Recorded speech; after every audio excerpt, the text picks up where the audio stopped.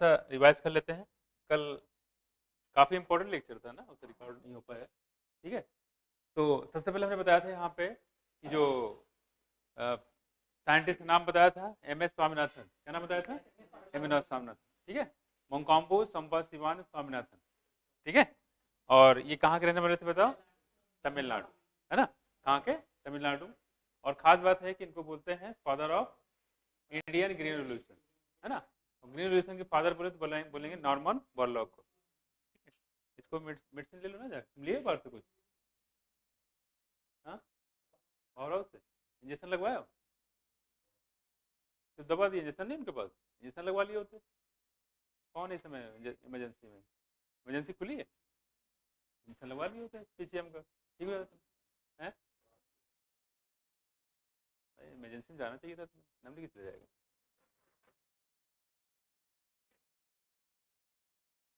ठीक है, इमरजेंसी वो इंजेक्शन लगाओ तो ठीक हो जाता है। ठीक है, या मंगवा लेना भी जाके मेडिकल स्टोर से भी लगवा दें क्लास के बाद। ठीक है, एक PCM मंगवा लेना, लगा देंगे यहीं पे। देखो, तो ये हम लोग बात करें यहाँ पे, तो अगर हम बात करें कि इसमें जो MS स्वामीनाथन, अगर कई चीज़ें बताई थी, क्राफ्ट कैफेटेरिया, इसे कॉन्सेप्ट किसने दिया? MS Swaminathan. Crop schedule MS Swaminathan. ठीक है, और लैब टू लैंड के कॉन्सेप्ट किसने दिया? MS स्वामीनाथन ने। ठीक है, सारे कॉन्सेप्ट किसने दिए? MS स्वामीनाथन ने। इसके अलावा हम बताया था इसमें कौन से अवार्ड इनको मिले थे? पद्म भूषण।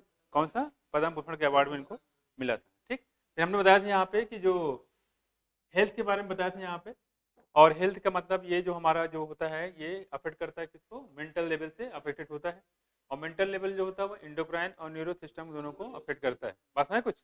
और फिर हमने चीज़ बताए थे यहाँ पे कि जो ऐसा कोई भी पर्सन जिसमें ब्लैक बेल होता है वो हॉट पर्सनालिटी बिलोंग करता है और उसको फीवर होता है। ये कौन सा कॉन्सेप्ट है? ये गुड ह्यूमर हाइपोथेसिस। क्या बोलते हैं? Good humour hypothesis. ठीक है, और इसके बाद जो गुड ह्यूमर हाइपोथेसिस को डिस्प्रूव किसने किया था?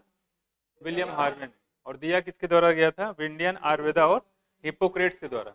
इंडियन आयुर्वेदा और हिप्पोक्रेट्स के द्वारा ये चीजें दी गई थी कि ऐसा कोई पर्सन जिसको ब्लैक बेल होता है, हार्ट पर्सनालिटी बिलोंग करेगा, उसका टेम्परेचर हमेशा बढ़ा हुआ रहता है, उसको क्या होता है? फीवर होता है। ठीक, विलियम हार्वे ने थर्मोमीटर से मेजर किया, ऐसा कुछ भी नहीं मिला, ब्लैक बेल था लेकिन टेम्परेचर बढ़ा हुआ नहीं था। इस तरीके से गुड ह्यूमर हाइपोथेसिस को डिस्प्रूव कर दिया गया।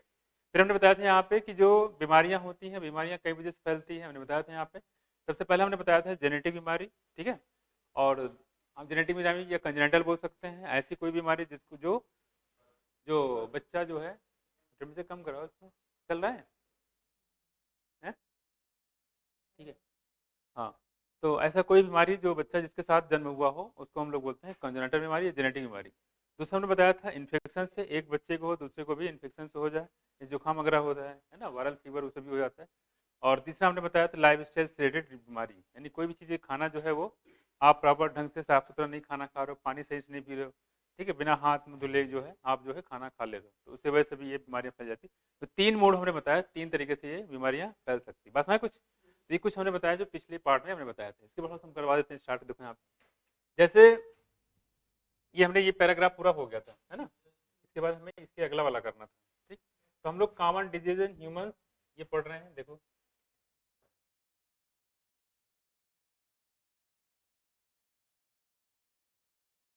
अब इसके बाद जो है अगला चैप्टर पढ़ेंगे हम लोग, टॉपिक इसी में।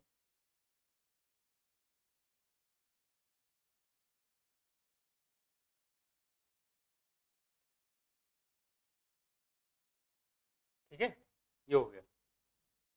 तो यहाँ देखो हमने सबसे पहले बताया था कि द टर्म हेल्थ, हेल्थ के बारे में क्या बताया गया है, समझ ध्यान से।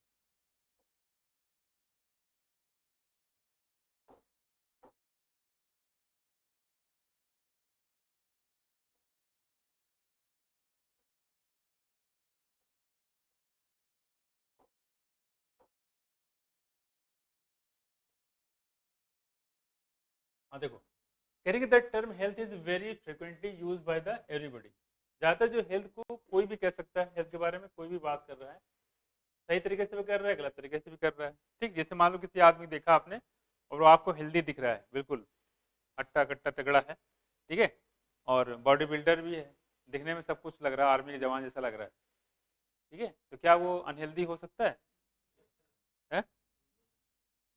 कैसे? मेंटली हो सकता है, सोशली हो सकता है, अपने आसपास के लोगों को गाली देता हो, है ना, मेंटली हो सकता है, दिमाग में गंदे गंदे चीज़ें आती हो, तो क्या हो गया? मेंटली। तो मेंटली हो गया और साथ में क्या है? सोशली रूप से वो बीमार हो सकता है। ठीक, वही कह रहे हैं यहाँ पे कि हर लोग जो है हेल्थ के स्वास्थ्य के बारे में बात करते हैं। It is very frequently use by the everybody. How do we define it? Health does not simply means absence of disease. कह रहे हैं कि हेल्थ का मतलब सिर्फ ये नहीं है डिजीज का absent होना। बस में अगर किसी आदमी को अगर डिजीज नहीं है, इसका मतलब ये नहीं कि वो अनहेल्दी है। ठीक है, डिजीज है मतलब वो healthy, unhealthy. absence of disease और फिजिकल फिटनेस, फिजिकल फिटनेस यानी फिजिकल रूप से वो फिटनेस उसकी सही है, फिजिकल फिट है, लेकिन वो मेंटली रूप से बीमार है। ठीक है, लड़ाई झगड़ा सोशल रूप से बीमार है। वही कह रहे हैं यहाँ पे, it could be defined as, यहाँ देखो, यहाँ से जो इसकी डिफिनेशन बताई गई है, इसको कैसे हम डिफाइन कर सकते हैं। ठीक है, देखो कह रहे हैं यहाँ पे, देखो तो डिफिनेशन बताई गई यहाँ पे, it could be defined as, ठीक है, define as state of complete physical, mental and social wellbeing. ठीक है, तो कोई भी ऐसा आदमी, पर्सन जो क्या हो, कंप्लीट फिजिकल, फिजिकल रूप से ज़्यादा सही हो, मेंटल रूप से सही हो, ठीक है, और सोशल रूप से सही हो। तो ऐसा कोई भी व्यक्ति जो मेंटल, फिजिकल और सोशल रूप से स्ट्रांग होगा, हेल्दी होगा, तो उसको हम लोग बोलेंगे फिट। क्या बोलेंगे? वही वास्तव में क्या है? फिट है, फिजिकली फिट है, बीमार कह सकते हो उसको, स्वास्थ्य के हिसाब से वो हेल्दी है। क्या है वो? हेल्दी है। क्या बताया? पहला चीज बताया उन्हें, फिजिकल। फिजिकल मतलब बॉडी दिखने में भी सही लगना चाहिए, कमजोर भी ना हो बिल्कुल, है ना, और मेंटल लेवल पे उसके दिमाग में चीजें, गलत चीजें ना आती हो, है ना, और सोशल रूप से अपने आसपास पड़ोस लोगों से, दोस्त यार से वो बदतमीजी से बात ना करता हो, है ना, तो क्या हो गया? सोशल रूप से। ठीक, देखो तो ये हम लोग बात करें, तीनों तरीके से सही हो, तो हम लोग क्या बोलेंगे कि वो हेल्दी है, वो पर्सन, उसका स्वास्थ्य सही है। ठीक है, ये जो डिफिनेशन दी गई थी, ये दिया गया था WHO द्वारा, वर्ल्ड हेल्थ ऑर्गेनाइजेशन के द्वारा। पास में देखो, when people are healthy they are more efficient।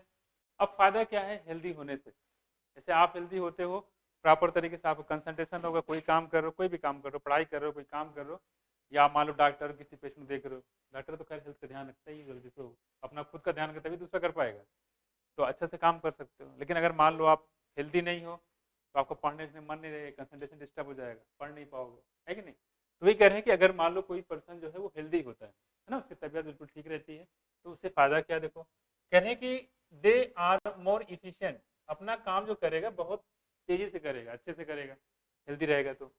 At work, जो भी काम कर रहा है वो, ठीक है, चाहे पढ़ाई कर रहा है, चाहे और भी कोई काम करता है, तो क्या होगा? अपना काम बहुत ही तेजी से करेगा, अच्छे से करेगा। अदरवाइज बीमार रहे तो प्रॉपर तरीके से कंसंट्रेशन से नहीं कर पाएगा। ठीक, दूसरी बात, this increases productivity and bring economic prosperity. इससे क्या होता है? प्रोडक्शन बढ़ेगा। अगर वो किसी कंपनी में काम करता है या गवर्नमेंट जॉब करता है, ठीक है, तो गवर्नमेंट जॉब का प्रोडक्शन क्या होगा? बढ़ेगा, है कि नहीं? तो देखो उसमें सही आ रहा है आवाज़ मेरी? आवाज़ देखो मेरी, कोई वाल लगा देख लो, ठीक है, एक 5 मिनट देख लो बस, ठीक है, क्योंकि कल के लेक्चर में आवाज़ ही नहीं आई बिल्कुल, है ना? ठीक, लगा के वो कर दो। तो ये हम लोग बात करें यहाँ पे, तो जैसे मतलब कोई हेल्दी है तो क्या होगा? उससे प्रोडक्शन ज़्यादा होगा, अच्छा काम करेगा, है कि नहीं? तो चाहे वो गवर्नमेंट जॉब करे तो वहाँ प्रोडक्शन ज़्यादा होगा, नॉन गवर्नमेंट है तो वहाँ भी प्रोडक्शन ज़्यादा होगा, यानी उस कंपनी की क्या होगी? तरक्की हो जाएगी। वही कहने मतलब देखो, कह रहे हैं कि this increases productivity and bring economic prosperity. Economy बढ़ेगी, अगर कोई कंपनी है, ठीक है, तो कंपनी का प्रोडक्शन बढ़ जाएगा। इससे मान लो कोई वर्कर है, वो दिन भर में 10 साइकिलें बनाता है, सपोज दैट, है ना, तो अगर वो हेल्दी नहीं रहेगा तो 10 साइकिलें नहीं बना पाएगा, 2 ही बनाएगा, 5 बनाएगा, तो प्रोडक्टिविटी क्या हो गई? कम हो गई। ठीक, लेकिन अगर वो हेल्दी है तो उससे क्या होगा? वो 10 साइकिल रोज जो टारगेट है उतना बना लेगा। बस में नहीं आ रहा है? क्या कर रहे हैं? क्या संतोष जी बुला था, मैं तुम्हें सोच रहा हूँ, देख लो कब तक।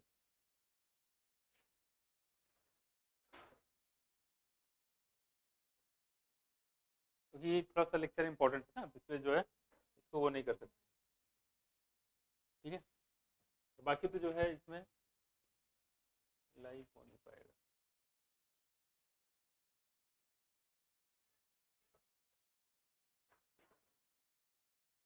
लाइव नहीं है क्या? लाइव नहीं है क्या? ये कैसे करेंगे इसको? तो आवाज़ क्लियर आ रही है? कैसे पता चलेगा? दिख रहा है?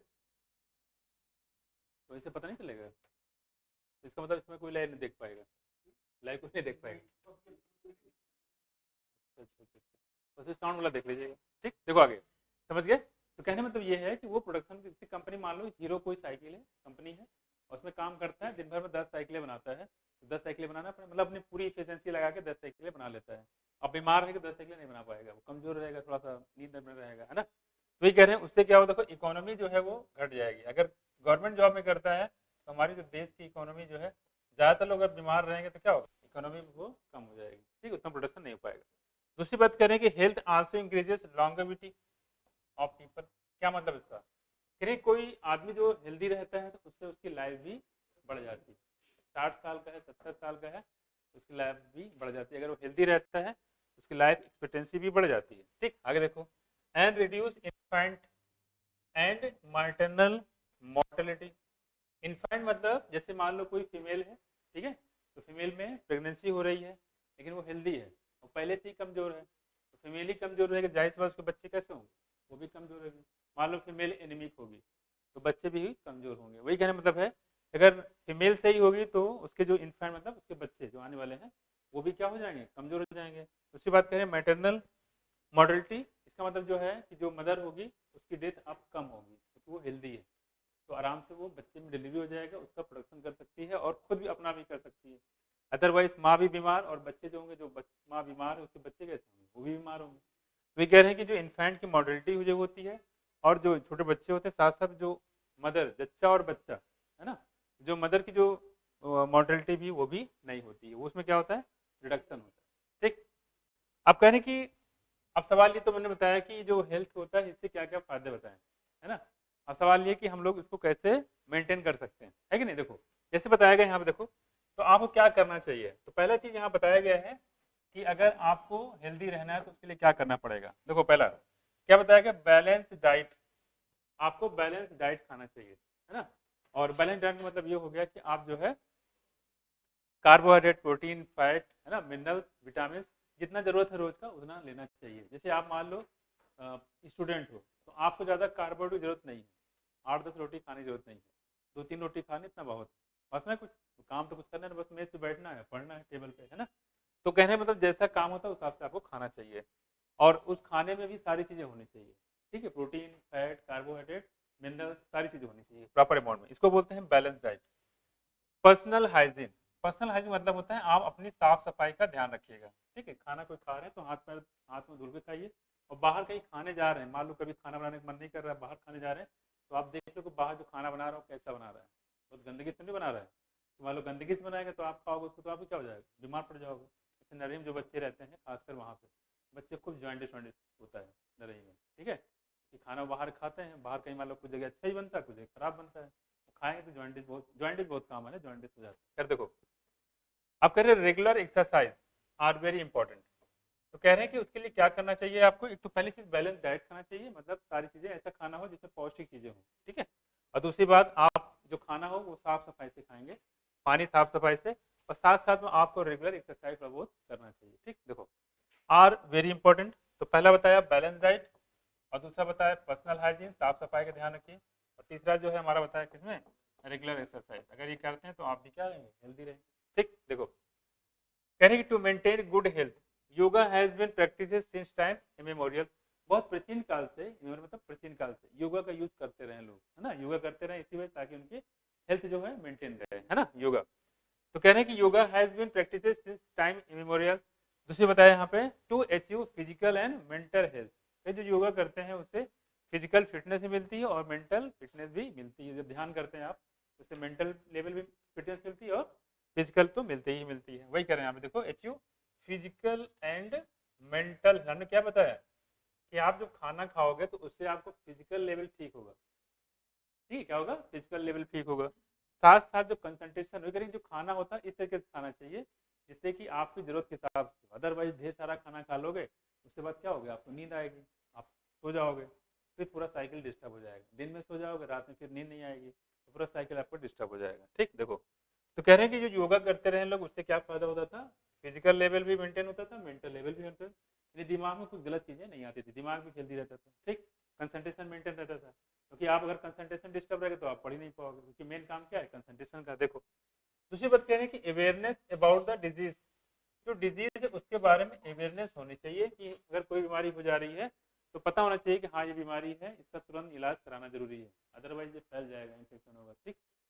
Disease and their effect on different body function, तो इसके डिफरेंट बॉडी, जैसे मान लो हमने बताया इसके जॉन्डिस के बारे में, जॉन्डिस की शुरुआत किस में आपको पता ही नहीं चलेगा जॉन्डिस आपको हुआ भी है, और अगर आपने तेल घी पूड़ी जाहिर बात मतलब खा रहे हैं दबा के तो धीरे क्या हो जाएगा, वो बढ़ता ही जाएगा बस में, और बहुत बुरे तरीके से फैल जाता है जॉन्डिस में, जान भी चली जाती है, क्योंकि बाइल जो हीमोग्लोबिन से ज़्यादा टूट जाएगी, आप कमजोर हो जाओगे बहुत ज़्यादा बस में। तो उस पर थोड़ा सा अगर आपको पता चलेगा नहीं तो जॉन्डिस कैरेक्टर आ रहे हैं, पेशाब देख लिया येलो है, पूरा आंखें येलो हो गई है और वो आप सोते जा रहे हैं, ठीक, कमजोरी से आ गई है, तो समझ लो उसमें तुरंत आपको वो सारी चीज़ें छोड़ देनी है, चली बुनी चीज़ें फ्राई किया हुआ सिंपल से खाना, आपको खाना रोटी हो गया और आलू का जो भरता बनता है वो खा सकते हो जिसमें तेल वगैरह ना हो, ठीक है। ज़्यादा खाना तुरंत स्टार्ट कर दीजिए। क्यों ऐसा क्यों होता है, क्योंकि फैट जो हमारा जो बाइल पिगमेंट, इसके लिए चाहिए होता है बाइल पिगमेंट, जो फैट वगैरह खाओगे उसको क्या नाम है तोड़ने के लिए हमें क्या चाहिए, बाइल साल्ट चाहिए, क्या चाहिए, बाइल साल्ट चाहिए। तो जो साल्ट होता है वो उसको ब्रेक करता है, इसको फैट को, ठीक है। और बाइल निकलता कहाँ से है, लीवर से है, और लीवर क्या है, डैमेज है। जो चीज़ डैमेज है उसको आप उससे और काम करा रहे हो तो क्या होगा, उसका और ज़्यादा डैमेज हो जाएगा, है कि नहीं। तो इसलिए से आप बीमार हो तो ज़्यादा आपसे काम नहीं कराना चाहिए, मतलब लगा आपको दौड़ा दिया 80 किलोमीटर, ठीक है, दौड़ जाओ तो आप क्या हो जाएगा, और बीमार हो जाओगे। वही करें, लीवर जो है ऑलरेडी डैमेज है, तो हमें क्या काम करना है, उसको ज़्यादा काम उससे नहीं करवाना है। अगर नहीं करवाना तो उसके लिए उसका जो काम क्या है, जैसे फैट को डिजोल्व करना, उसको डाइजेस्ट करना, तो आप वो चीज़ें आप खाओ मत, खाने में नहीं होगा तो लीवर को काम कम करना पड़ेगा बस में। अगर फैटी चीज़ें खाओगे तो उसको लीवर काम करना पड़ेगा, क्योंकि उसको बाइल सेल निकालना पड़ेगा, ठीक, नहीं खाओ तो नहीं निकालना पड़ेगा। देखो कह रहे अवेयरनेस अबाउट डिजीज, तो डिजीज के बारे में आपको पता होना चाहिए, ठीक। देखो एंड जैसे जुकाम हो गया, ठीक, जुकाम को पता है नॉर्मली आप दवा लो चाहे ना लो, लेकिन एक हफ्ते से ज़्यादा, एक हफ्ते के अंदर ठीक हो जाता है अपने आप, ठीक है, कि हमारी एंटीबॉडी उतना काम कर लेती है, तो आपको पता है तो आप दवा लोगे तब भी ठीक, नहीं लोगे तब भी ठीक। ये कुछ बीमारियों में आपको जैसे जॉन्डिस वगैरह इसमें आपको दवा लेनी पड़ेगी, अदरवाइज चीज़ें बहुत फैल जाएगी। And their effect on different body function, vaccination immunization against infectious disease, proper disposal of waste. कहीं जो अगर वैक्सीनेशन होता है, जैसे मान लो पोलियो को वैक्सीन होता है, बच्चों को लगाए जाते हैं, बहुत सारे डीपीटी के टीके लगाए जाते हैं, ठीक, किसी कुत्ते ने काट लिया उसका एंटी रेबीज वैक्सीन लगता है ना, तो वही कह रहे हैं प्रॉपर वैक्सीनेशन लगना चाहिए। दूसरी बात कह रहे हैं यहाँ पे, जैसे infectious disease proper disposal of waste, जो वेस्ट मटेरियल उसका प्रॉपर डिस्पोजल होना चाहिए, ठीक। देखो control of vector and maintenance of hygiene in food and water resource. Maintenance of vector, कुछ ऐसी बीमारियां होती हैं जो वेक्टर बॉर्न होती हैं, जैसे मलेरिया की बात करते हैं, ठीक, मलेरिया, तो जो वास्तव में जो आपको मलेरिया होता है वो मच्छर के काटने से होता है कि प्लाज्मोडियम से होता है, प्लाज्मोडियम से होता है। हर मच्छर के काटने से मलेरिया नहीं होता है, ऐसा कुछ, अगर वो मच्छर इन्फेक्टेड है, मच्छर मत बोले, मच्छराइन बोले, नहीं, मच्छर नहीं काटता है, मच्छर बहुत सभ्य होता है, नहीं, मेल हमेशा क्या होते हैं, सभ्य होते हैं। जो असभ्य होती कौन होती है, अच्छा हुआ कोई है नहीं आज, है ना तो ना देखो, तो काटता काटता क्या है, काटती है, तो मच्छराइन जो है वो काटती है, ठीक। देखो यहाँ पे, खैर देखो यहाँ पे, तो ये हम लोग बात करें, तो कहने मतलब ये हो कि जैसे कोई मच्छर है, मच्छराइन है, ठीक है, और उसको इन्फेक्शन है किसका, प्लाज्मोडियम का, अब वो मच्छर अगर काटेगा तभी आपको मलेरिया होगा, अदरवाइज नहीं होगी, ठीक। अदरवाइज कितने भी मच्छर काट जाए, अगर उसके अंदर प्लाज्मोडियम नहीं तो आपको मलेरिया नहीं होगा। वही करें वेक्टर बॉर्न डिजीज, तो ये कौन हो गया, अगर हम बात करें प्लाज्मोडियम का वेक्टर कौन होगा, मच्छर हो गया, मॉस्किटो, है ना। जैसे डेंगू हो गया, डेंगू के लिए कौन सा है, एडिस, एडिस मॉस्किटो, जिसको बोलते हैं टाइगर मॉस्किटो, नाम देखो है मच्छर लेकिन नाम क्या है, टाइगर, है ना, तो टाइगर मॉस्किटो बोलते हैं किसको, एडिस को। ऐसे क्यूलेक्स होता है, जो एडिस मॉस्किटो होता है वो डेंगू को ट्रांसफर करने का काम करता है, डेंगू को ट्रांसफर करने का काम करता है, यानी वेक्टर की तरह काम करता है। जो क्यूलेक्स होता है वो फैलाता है क्या, फाइलेरियसिस, नाम सुना होगा, ठीक, क्यूलेक्स। तो और जो आपका ये होता है, आपका मलेरिया जो होता है, ये आपका नॉर्मल जो मलेरिया होता है उसको ट्रांसफर करता है। देखो तो कहने जो वेक्टर बॉर्न डिजीज होते हैं उसको भी हमें क्या करना है, अगर ये वेक्टर बीमारी को फैलाते हैं तो इन वेक्टर को ही क्या कर दिया जाए, खत्म कर दिया जाए, है ना। जैसे मच्छर की बात कर रहे हैं, इसमें बरसात का सीजन चल रहा है, अब मलेरिया बढ़ने का समय हो गया है, अब इसमें मच्छर क्या होंगे, वो उनमें ब्रीडिंग प्रॉपर्टी शुरू हो जाती है और पानी में वो क्या करेंगे, अपने अंडे देंगे वहीं पे, ठीक है। और उससे क्या होगा, फिर उससे बहुत सारे मच्छर पैदा होंगे। जब बहुत सारा मच्छर पैदा होगा तो क्या होगा, फिर मलेरिया के चांस ज़्यादा बढ़ जाएंगे, देखोगे। अब कह रहे हैं कि आप क्या करो, इन वेक्टर को ही खत्म कर दो। कैसे खत्म करोगे, जैसे अब इसमें प्रेजेंट टाइम में कायदे से नगर निगम वालों क्या करना चाहिए, जहाँ जहाँ पानी है वहाँ पे क्या कर देंगे, दवा जब डाल देंगे, है ना, दवा छिड़काव कर देंगे, ठीक। दवा डाल देंगे, केरोसिन कुछ नहीं है तो केरोसिन ही डाल दो। केरोसिन क्या है, वो आग की तरह होता है, तो क्या करेगा, जो पानी के ऊपर एक लेयर बना देती है।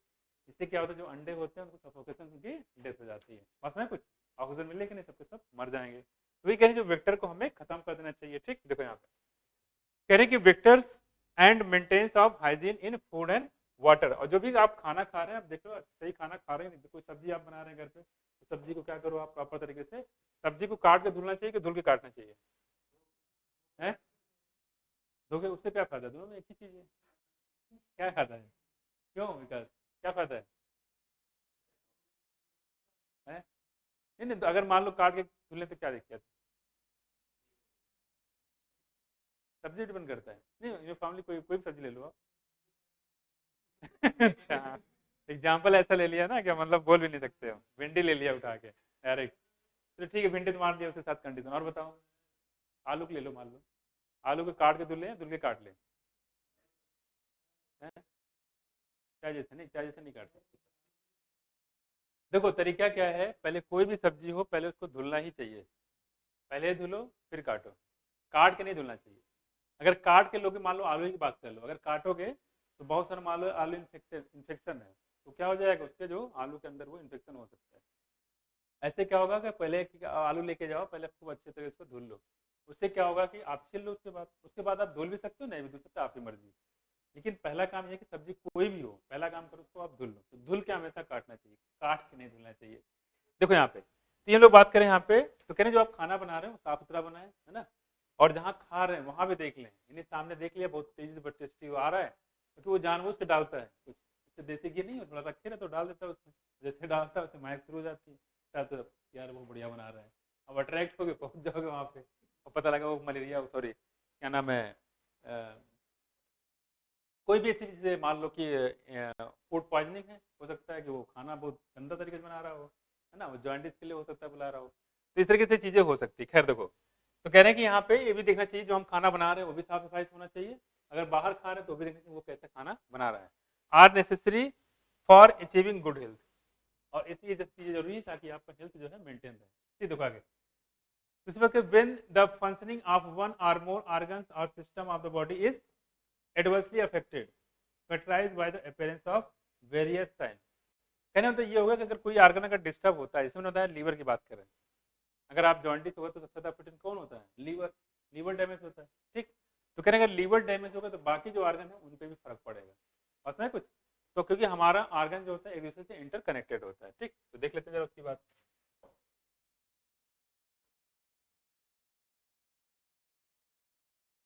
तो ये कुछ बात करें यहाँ पे, देखो जैसे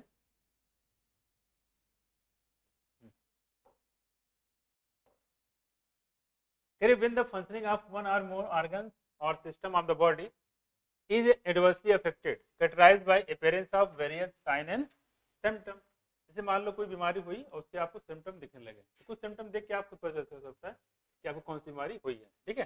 sign and symptom, we say that we are not healthy, तो हम कह सकते हैं कि हम लोग हेल्दी नहीं है, इसका मतलब क्या है कि हम बीमार हैं, क्या है, हम बीमार हो गए, ठीक, हमें बीमारी कोई हो गया। तो वी हैव डिजीज का मतलब क्या है, हमें बीमारियां हो गई है। देखोगे तो कह रही कि यहाँ पे appearance of various sign and symptom, अगर यहाँ पे हमारी बॉडी में बहुत सारे साइन एंड सिम्टम नजर आ जाए, ठीक है, तो उसको हम लोग बोलेंगे कि हम लोग जो है हेल्दी नहीं है। देखो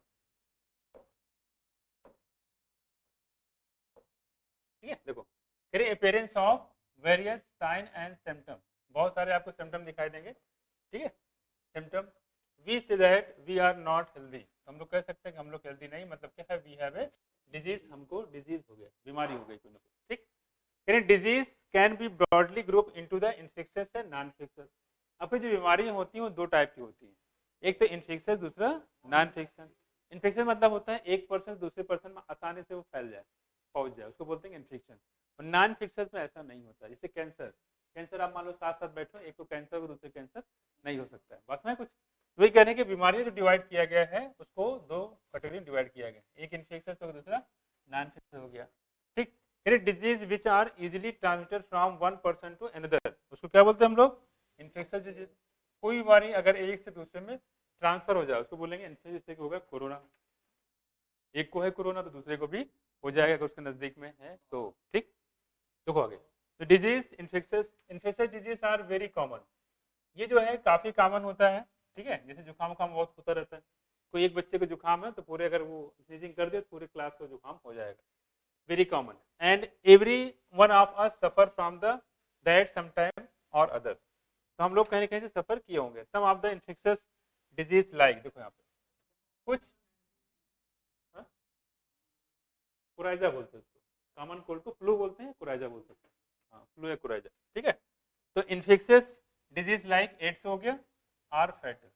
यानी जो इन्फेक्शियस डिजीज होता है, ठीक है, उसमें सबसे खतरनाक कौन है? एड्स। एड्स सबसे खतरनाक है। ठीक है, एमंग नॉन इन्फेक्शियस डिजीज की बात करेंगे, इसमें कौन बताया तुमने आपको? कैंसर। तो नॉन इन्फेक्शियस डिजीज में कैंसर जो है ये सबसे ज्यादा, इससे डेथ होती है। ठीक है, drug and alcohol abuse also affect our health adversely. जो ड्रग लोग यूज करते हैं, एल्कोहल यूज करते हैं, वो भी हमारे ऑर्गन को, हमारी बॉडी को डिस्टर्ब करता है। बस में लेकिन किसी पियक्कड़ से बोल दो कि भाई जो है ये सब मत पिया करो, तो 8-10 फायदे बता देगा वो कि अल्कोहल पीने से ये फायदा होता है, ये फायदा होता है, वो फायदे गिना देगा आपको।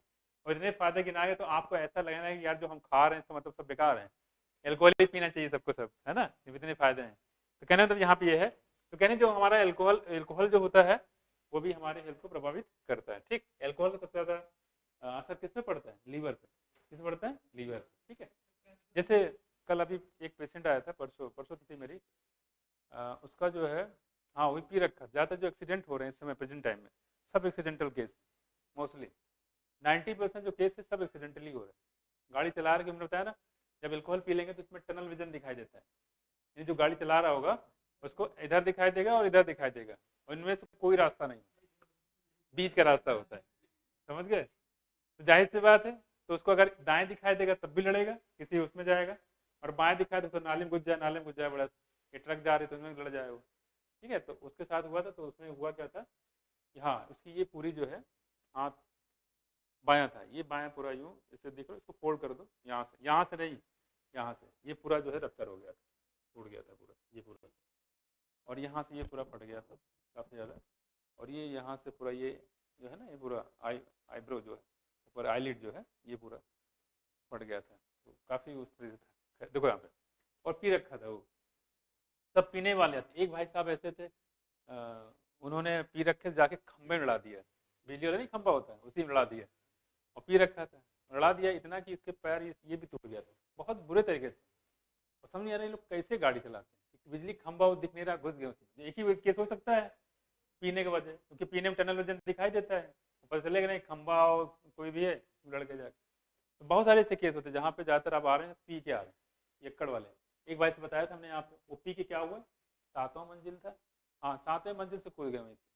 ठीक है, मुझे कैसे कैसे महान लोग होते हैं। ठीक है, 7वें मंजिल से, तो पैर वैर पूरा इनको सब खत्म। ठीक है, तो ये सब चीज़ें होती हैं। तो इसलिए जो है ये पीना जो है ये गलत चीज़ है, इसे नहीं पीना चाहिए। देखो खैर अब करें यहाँ पे, तो उसमें कई चीज़ें समझ में आ रही है कि हो सकता है ऐसा भी, कुछ लोग कह रहे हैं कि वो एक्सीडेंट हो गया 1090 चौराहे पे, है ना। खैर वो चौराहा थोड़ा सा हैवी है, अनहेल्दी है चौराहे की खास बात है कि वहाँ कोई पुलिस नहीं रहता, जबकि रहना चाहिए। इधर भी जा रहा उधर भी जा रहा है, तो यानी लखनऊ के एक भूलभुलैया तो चौक में हमारे, और दूसरा भूलभुलैया यहाँ पे ये है।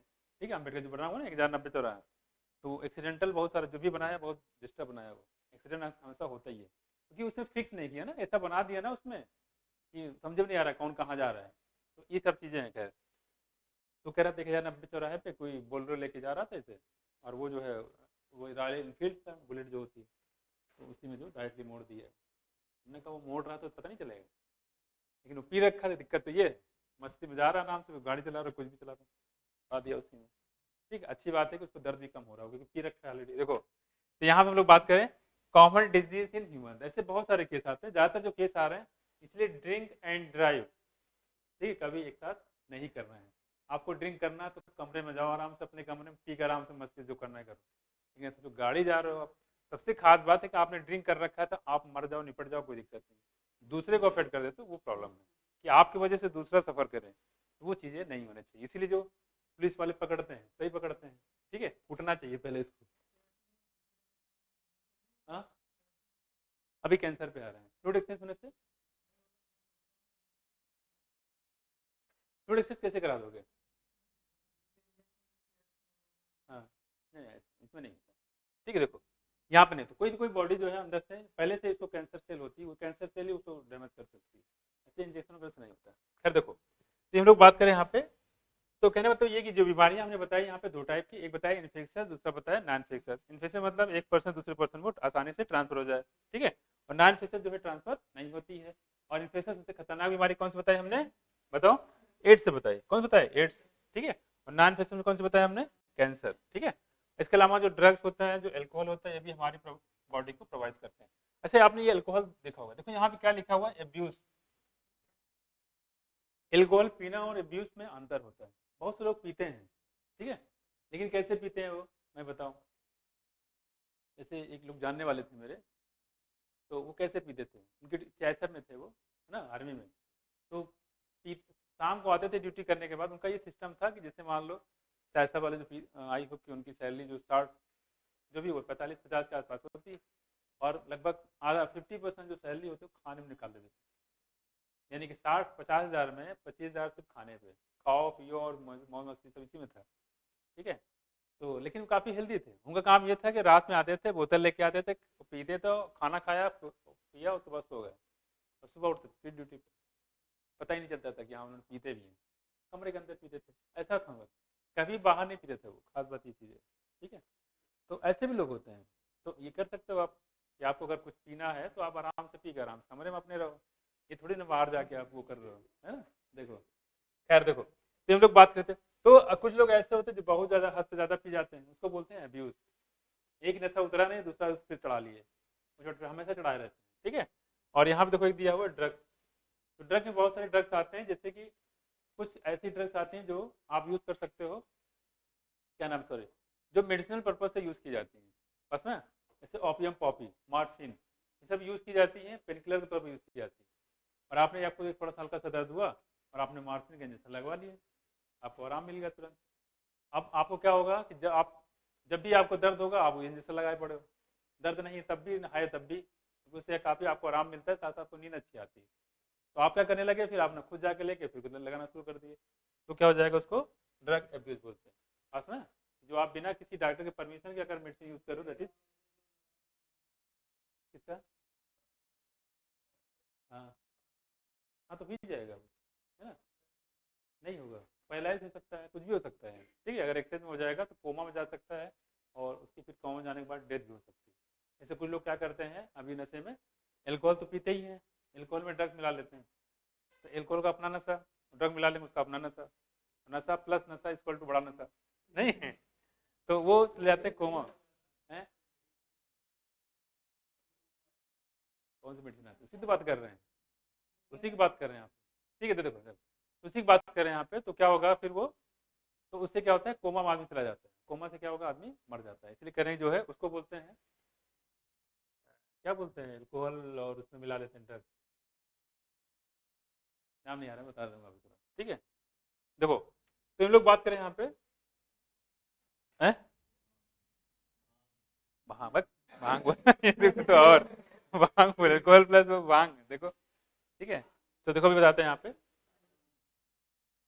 देखो, तो हम लोग बात करें यहाँ पे, अब आते हैं कॉमन डिजीज इन ह्यूमन। तो कौन कौन से डिजीज के बारे में बात कर लेते हैं, देखो, कह रहे कि wide range of organism belong to the bacteria, बताया आपको, जैसे बैक्टीरिया हो गया, वायरसेस हो गया, इससे बीमारी होती है, फंजाई हो गया, ठीक। बैक्टीरिया से रिलेटेड बहुत सारी बीमारी हमने बताई थी, ठीक है। कौन कौन बीमारी थी बैक्टीरिया रिलेटेड, बताओ। अरे बैक्टीरिया बीमारी बताई थी, सिट्रस कैंकर, याद है, सिट्रस कैंकर है, टिटनस हो गया, और टाइफाइड हो गया। टाइफाइड किससे होता है, साल्मोनेला टाइफी, क्या, साल्मोनेला टाइफी। वायरस से रिलेटेड कौन सी बीमारी बताई आपको, एड्स हो गया, है ना, कोरोना, और कोराइजा फ्लू।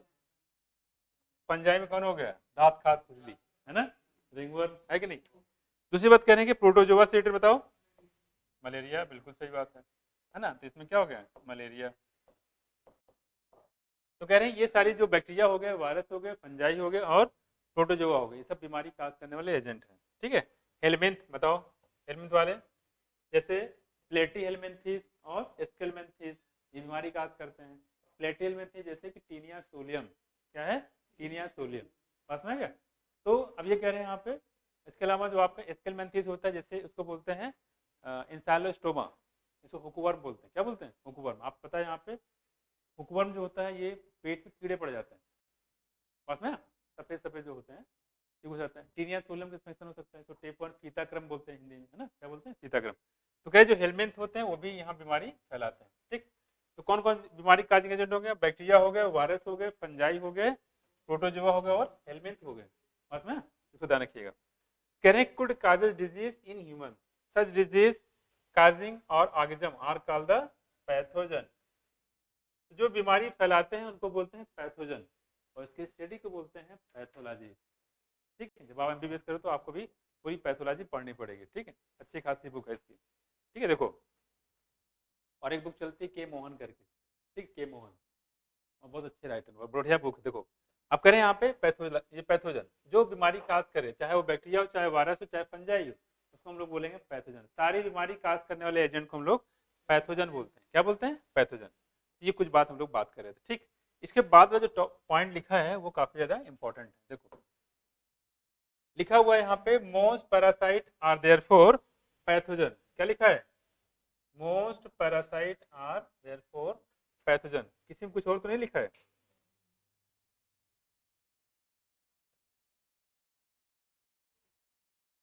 ठीक है, तो इसमें क्या लिखा हुआ है, मोस्ट, ठीक है, पहले शायद लिखा हुआ था इसमें आल, ठीक है, अब लिख दिया गया मोस्ट, किसी में आल लिखा हो तो उसको मोस्ट कर लेंगे, ठीक है। देखो लिखा है क्या, देखो लिखो, हाँ पुरानी किताब में लिखा है, बिल्कुल। कह रहे मोस्ट पैरासाइट, ज्यादातर जो पैरासाइट होते हैं are therefore pathogen as they causes harm to the host by living in or on them. वो उस किसी ऑर्गेनिज्म के अंदर भी रह सकते हैं, उनके ऊपर भी रह सकते हैं। ऊपर रहने वाला कोई नाम बताओ, जैसे कि आपका हो गया लाइस, जुएं, जुएं कहाँ रहते हैं, बॉडी के अंदर के बाहर, बाहर बालों में, ठीक। खटमेल हो गए ना, ये इक्टोपैरासाइट हो गए, ठीक। वही करेंगे बॉडी के बाहर भी हो सकते हैं, बॉडी के अंदर। एस्केरिसिस कहाँ होगा, बॉडी के अंदर, है ना, कहाँ होगा, बॉडी के अंदर हो गया, ठीक है। देखो जो स्केरिस होता है, इरिदेम आप करें pathogen can enter our body by various means multiply, करें बहुत सारे तरीके जिसके वजह से जो आपका ये पैथोजन है हमारी बॉडी के अंदर इंटर कर सकता है, बस में।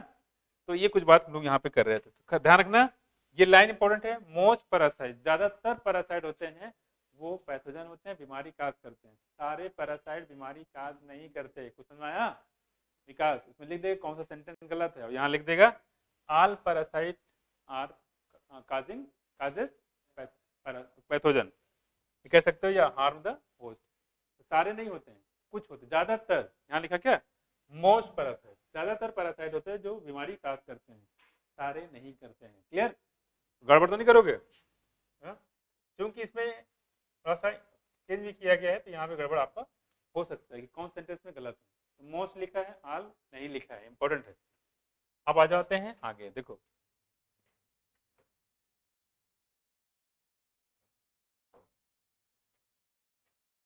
तो ये लोग कुछ बात कर रहे थे यहाँ पे कौन कौन सी बीमारियां, देखो आगे चैप्टर बहुत आसान है, इसमें ज़्यादा दिक्कत नहीं है आपको, ठीक है। बस थोड़ा ये है आपको बस चीज़ों को समझते जाना है, कहाँ कहाँ चीज़ें हैं, जो क्वेश्चन होगा मैं आपको बता दूंगा।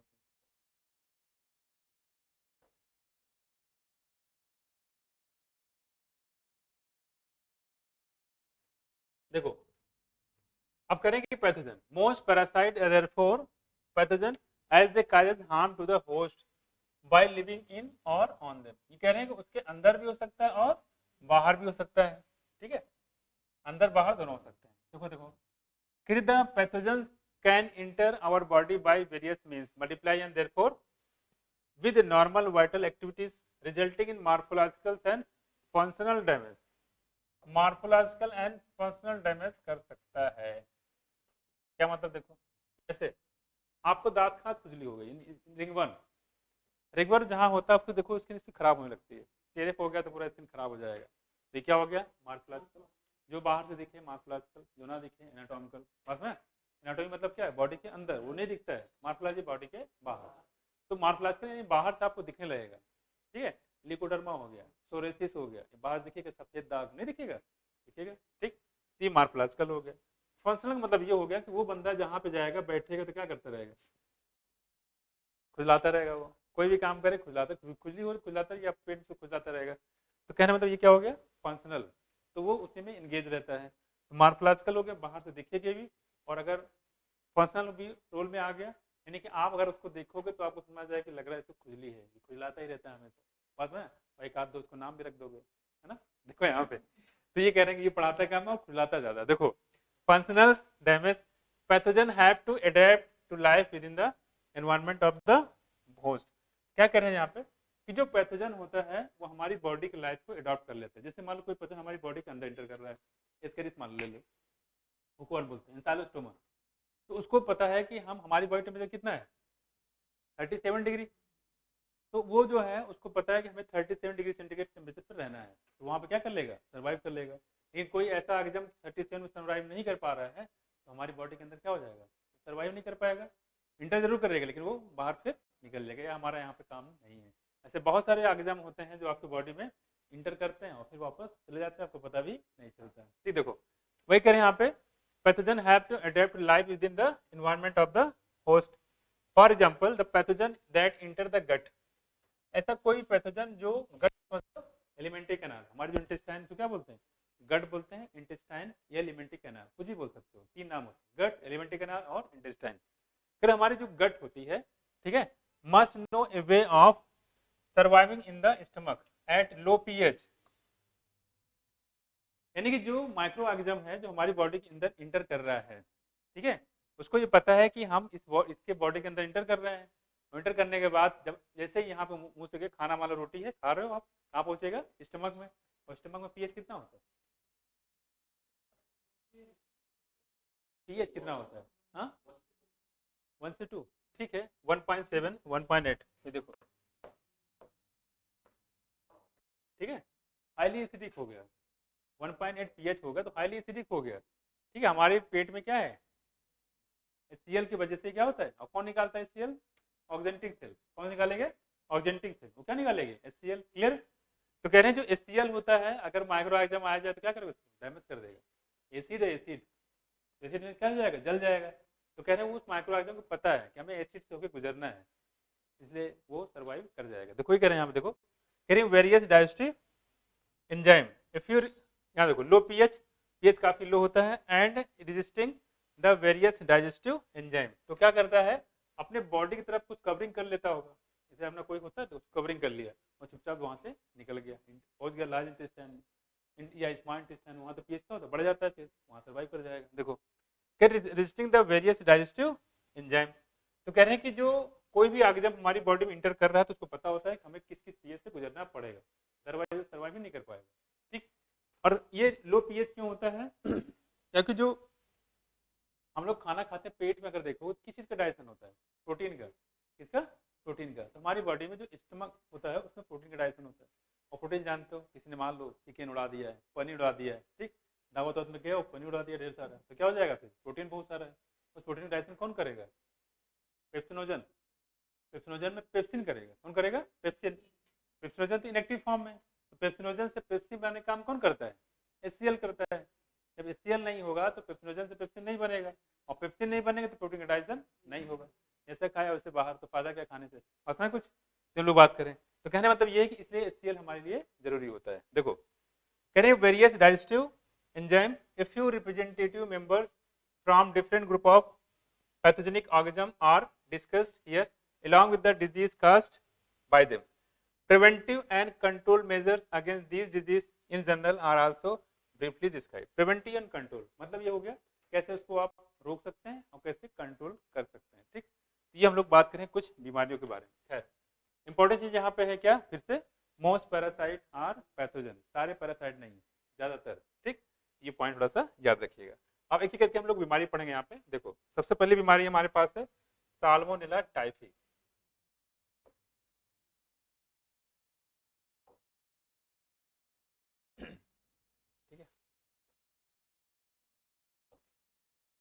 तो ये हमारे पास है साल्मोनेला टाइप।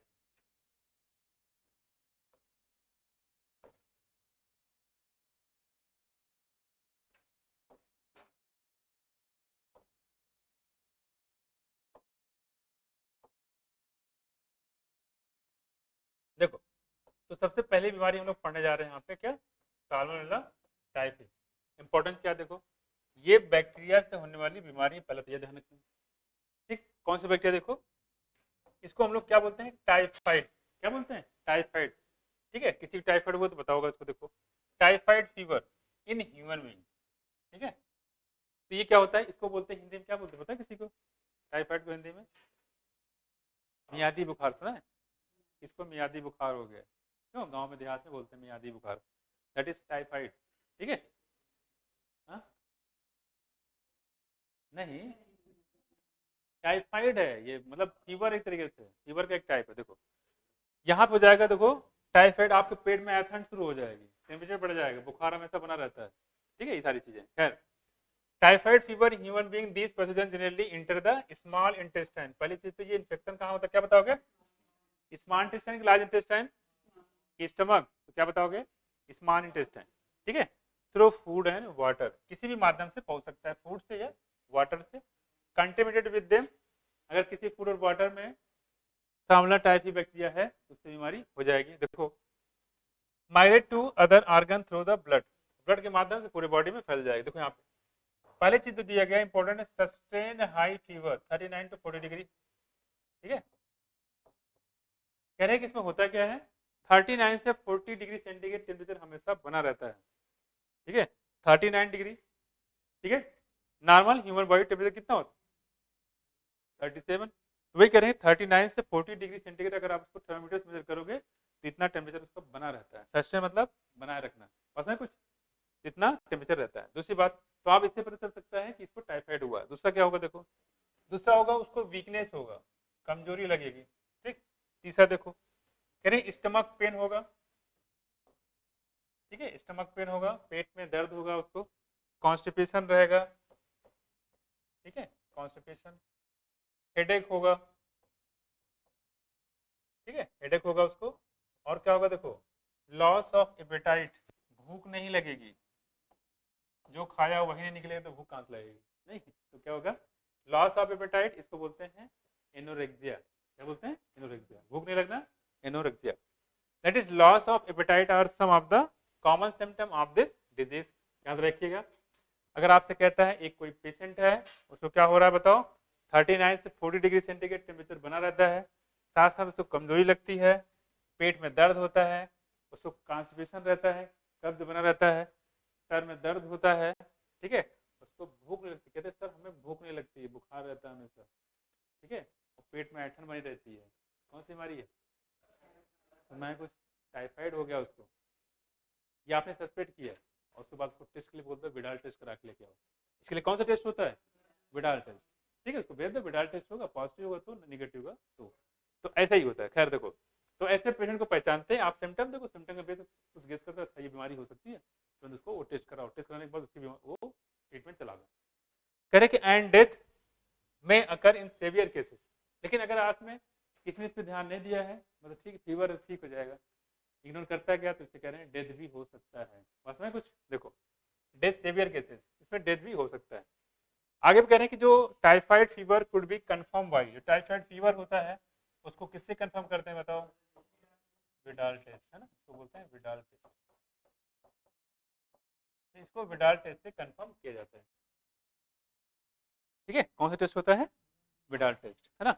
जैसे एड्स होता है, उसका कंफर्मेटरी टेस्ट कौन सा होता है? एड्स का वेस्टर्न ब्लॉट। कौन सा होता है? Western blot. रूटीन टेस्ट होता है पीसीआर, रूटीन टेस्ट होता है पीसीआर, और कंफर्मेटरी टेस्ट होता है वेस्टर्न ब्लॉट। क्या बोलते हैं इसको? Western blot. आगे बताएंगे इसके बारे में।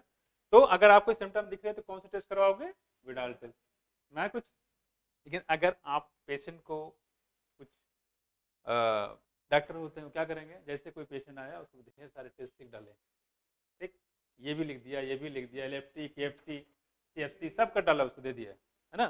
जिसकी कोई जरूरत नहीं है वो भी दे दिया, एमआरआई भी करा दी है इसी में, किसी कोई जरूरत नहीं है, सीटी स्कैन भी करा दो, एक्सरे भी करा दो, मलेरिया भी करा दो, मतलब सब करा दो इसमें, एक बार पेशेंट आए ताकि दोबारा ना आए वो कि गलत जगह आ गए, ठीक।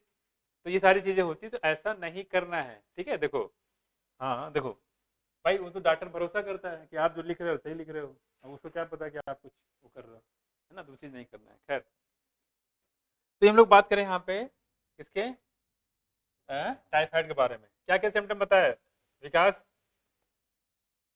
कोई भी किसी को टाइफाइड हो गया, क्या क्या दिखाई लक्षण दिखाई देंगे? और जरा देखो, और क्या होता है? टेम्परेचर कितना रहता है? और बताओ, कब्ज बना रहता है, ठीक है, सर में दर्द रहेगा, कब्ज बना रहेगा, ठीक है। तो ये हम लोग कुछ बात करें यहाँ पे, तो ये हो गया हमारा टाइफाइड। ऐसे एक एक करके बीमारी हम लोग पढ़ेंगे। जिससे पहले हम लोग बैक्टीरिया पढ़ रहे हैं, बैक्टीरिया के बाद ऐसी बीमारी मलेरिया आएगा वेक्टर वाले, वैसे ये चलने होता रहेगा, ठीक। तो क्या चीज़? विडाल टेस्ट बैक्टीरिया को पता करता है ना, सांवला बैक्टीरिया को आइडेंटिफाई कर लेता है। अगर सांवला है इसका मतलब क्या है? वो विडाल है।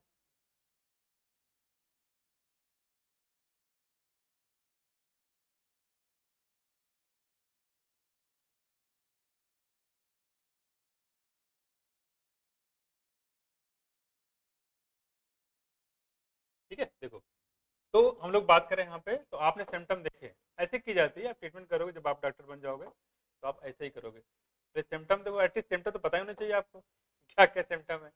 अब आपको टाइफाइड के सिम्टम ही पता नहीं है, फिर वही होगा, फिर सारे टेस्ट करवा लोगे फिर, है ना, और पेशेंट परेशान हो जाएगा, फिर यार देखो हम तो परेशान हो गए, फिर पैसा खत्म हो जाएगा, इनको बीमारी नहीं मिल पा रही है ना। देखो, तो कह रहे हैं यहाँ पे जो विडाल टेस्ट की बात कर रहे हैं, ठीक है, कह रहे क्लासिक केस इन मेडिसिन। कह रहे हैं इसी में एक कहानी बताई गई है। इनका नाम था मैरी मेलन। क्या नाम है? मैरी मेलन, ठीक, इनका निकनेम था, ठीक है, मैरी मेलन। ये काम करती थी, इनका प्रोफेशन था कुक, खाना बनाने वाली, ठीक है, ये खाना बनाने वाली थी, एक जगह खाना बनाती थी, ठीक। और इनको टाइफाइड हो गया था। क्या हो गया था? टाइफाइड हो गया था, ठीक। देखो आगे, निकनेम टाइफाइड मैरी, इनको बाद में टाइफाइड मैरी भी बोलने लगे थे। क्यों? Is worth mentioning here that she was a cook by profession. Profession से वो खाना बनाने वाली एक महिला थी, ठीक। दूसरी बात कर रहे हैं, कैसे पता लगा महिला थी? मैरी नाम, मैरी किसको होता है? एक तो मैरी नाम, दूसरा यहाँ का लिखा है थी, है ना। देखो, कह रही कि एंड वाज टाइफाइड कैरियर, ये टाइफाइड कैरियर थी, यानी कि टाइफाइड का बैक्टीरिया लेके घूम रही थी, लेकिन इनको टाइफाइड नहीं था। टाइफाइड कैरियर और टाइफाइड इन्फेक्शन होने में फर्क होता है। इनके अंदर बैक्टीरिया तो मौजूद था, लेकिन इनको क्या नहीं था? टाइफाइड नहीं था, इसलिए बोला कैरियर। ये typhoid carrier who continue to spread typhoid for several years through the food she prepare. अब कह रहे हैं जो खाना बनाती थी एक कैरियर थी, लेकिन इनको टाइफाइड नहीं था, लेकिन इनके बॉडी से, बॉडी से मतलब जैसे आटा गूंथ रही है, पसीने आया, पसीना पूछा, यहाँ पूछा, मुंह पूछा, मसाला सलाइवा गया, सलाइवा के फिर गूंथ रही, उसमें पहुंच गया पूरा, उसमें ये दाल वाला उसको साफ कर रहे हैं, उसको डाला, पसीना आया, मुंह पूछा, डाल दिया उसमें, हो गया इन्फेक्शन। तो करीब कई सालों तक ये टाइफाइड का बैक्टीरिया को ट्रांसफर करती रही, बीमारी फैलाती रही, इसलिए इसका नाम ही रख दिया गया क्या? Typhoid, typhoid Mary, typhoid Mary, ठीक है। देखो, तो वही कहने मतलब है कि अगर आपसे पूछता है इंपॉर्टेंट चीज क्या, देखो इंपॉर्टेंट चीज यहाँ पे है कि जो मैरी मेलन है वो टाइफाइड की कैरियर थी, टाइफाइड नहीं था इनको। कैरियर में टाइफाइड इन्फेक्शन में फर्क होता है, जो कैरियर होता है उसका इन्फेक्शन तो होता है, लेकिन उसका कोई सिम्टम नजर उस पर नहीं आता है, अंदर तो माइक्रोजम मौजूद रहेगा, ठीक है। देखो, वही कह रहे हैं यहाँ पे फूड से प्रिपेयर, और कई सालों तक वो बीमारी को ट्रांसफर करती रही, फैलाती रही, ठीक है। कौन? मैरी मेलन, ठीक। देखो, ये भी आपसे पूछ सकता है।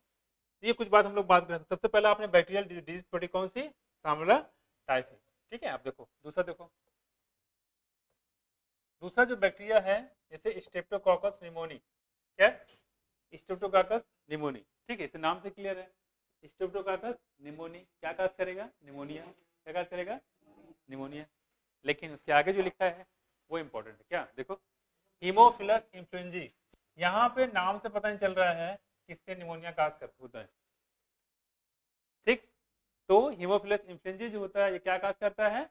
निमोनिया काज करता है। क्या काज करता है? निमोनिया। खासकर जो छोटे छोटे बच्चे होते हैं उनको निमोनिया ये होता है। देखो, करें are responsible for the disease, खासकर जो न्यूनेटल होते हैं, तुरंत पैदा होते हैं, 1 महीना 2 महीने के बच्चे हैं, उनको निमोनिया जल्दी पकड़ता है। देखो तो बच्चों पे अटैक करता जाता है। Haemophilus influenzae are responsible for the disease pneumonia in human. कह रहे हैं विच इन्फेक्ट द एल्वेलाई, किसको इन्फेक्ट करता है? देखो एयर फील्ड सैक, आप आगे पढ़ेंगे, जब हम लोग पढ़ेंगे तो वहां पे जो एल्वेलाई होता है, देखो ऐसे ऐसे एल्वेलाई होता है, ठीक है, ये एल्वेलाई है। होता क्या, देखो यहाँ पे इससे एल्वेलाई मान लो ले लिया, और यहाँ पे ये ब्लड, ये कैपिलरीज है ब्लड की, ठीक है, तो इससे क्या होगा? गैसेस एक्सचेंज होगा। क्या होगा? गैसेस एक्सचेंज होगा। तो यहाँ पे जो एल्वेलाई आ रहा है, आप बाहर से सांस ले रहे हो, O2 अंदर आ रहा है, ठीक है, O2 अंदर आएगा, O2 यहाँ पहुंच चुका है, तो O2 इधर ट्रांसफर होगा, ब्लड वेजल में जाएगा, और ब्लड वेजल से जो CO2 होगा ये इधर जाएगा। उसमें कुछ, इसमें गैसेस एक्सचेंज होता है, उसमें कुछ, तो इसी को कहते हैं कि जो इसने क्या कर दिया, ब्लड को प्योरीफाई कर दिया। ब्लड को प्योरीफाई करने में क्या होता है? ये तो करता है, जो CO2 होगा जितना ब्लड वेजल में, वो चला जाएगा एल्वेलाई में, एल्वेलाई से सांस फिर नोज से बाहर आ जाएगा, और जो O2 होगा सांस लेके अंदर जाएगा, उस O2 को ब्लड वेजल में पहुंचा। यही काम होता है प्योरीफाई करने में। लंग्स क्या करते हैं? ये काम तो करता है, गैसेस एक्सचेंज। आप समझो ध्यान से, ये O2 को ट्रांसफर कर रहा था और CO2 को ले रहा था, लेकिन अगर मान लो यहाँ कुछ ऐसा हो जाए, देखो ध्यान से, ये जो दिख रहा है यहाँ क्या हो जाए, ये क्या हो गया, देखो यहाँ पे पानी भर गया है, आजकल पानी बहुत भर रहा है, देखो पानी भर जाए। अच्छा, जब पानी भर जाएगा तो ऑक्सीजन तो यहाँ ये क्या आ पाएगा, यहाँ एक्सचेंज हो पाएगा, क्योंकि पानी भर गया है इसमें, और पानी भर जाएगा तो गैसेस एक्सचेंज नहीं हो पाएगा, और ऑक्सीजन नहीं पहुंच पाएगा, तो आदमी क्या हो जाएगा? सफोकेशन से उसकी डेथ हो जाएगी। यही होता है उसमें, यही होता है इसमें कि गैसेस एक्सचेंज नहीं हो पाएगा, क्योंकि वहाँ पानी भर गया है। पानी भरने से क्या होगा? गैसेस एक्सचेंज नहीं होगा, जिसकी वजह से सफोकेशन होगा, सफोकेशन से बच्चे की डेथ हो जाती है, दम घुट जाएगा।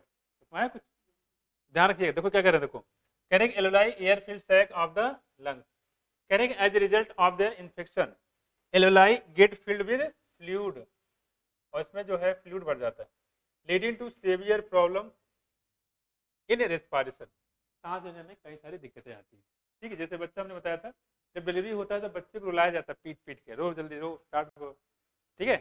रोने से क्या होगा कि वो ऑक्सीजन जो है अंदर जाएगा, क्योंकि जन्म से पहले जो लंग्स होता है वो कोलैप्स होता है, खिंचका रहता है, ठीक है, और वो सारा काम मदर से होता रहता है, मदर का जो है उससे होता रहता है।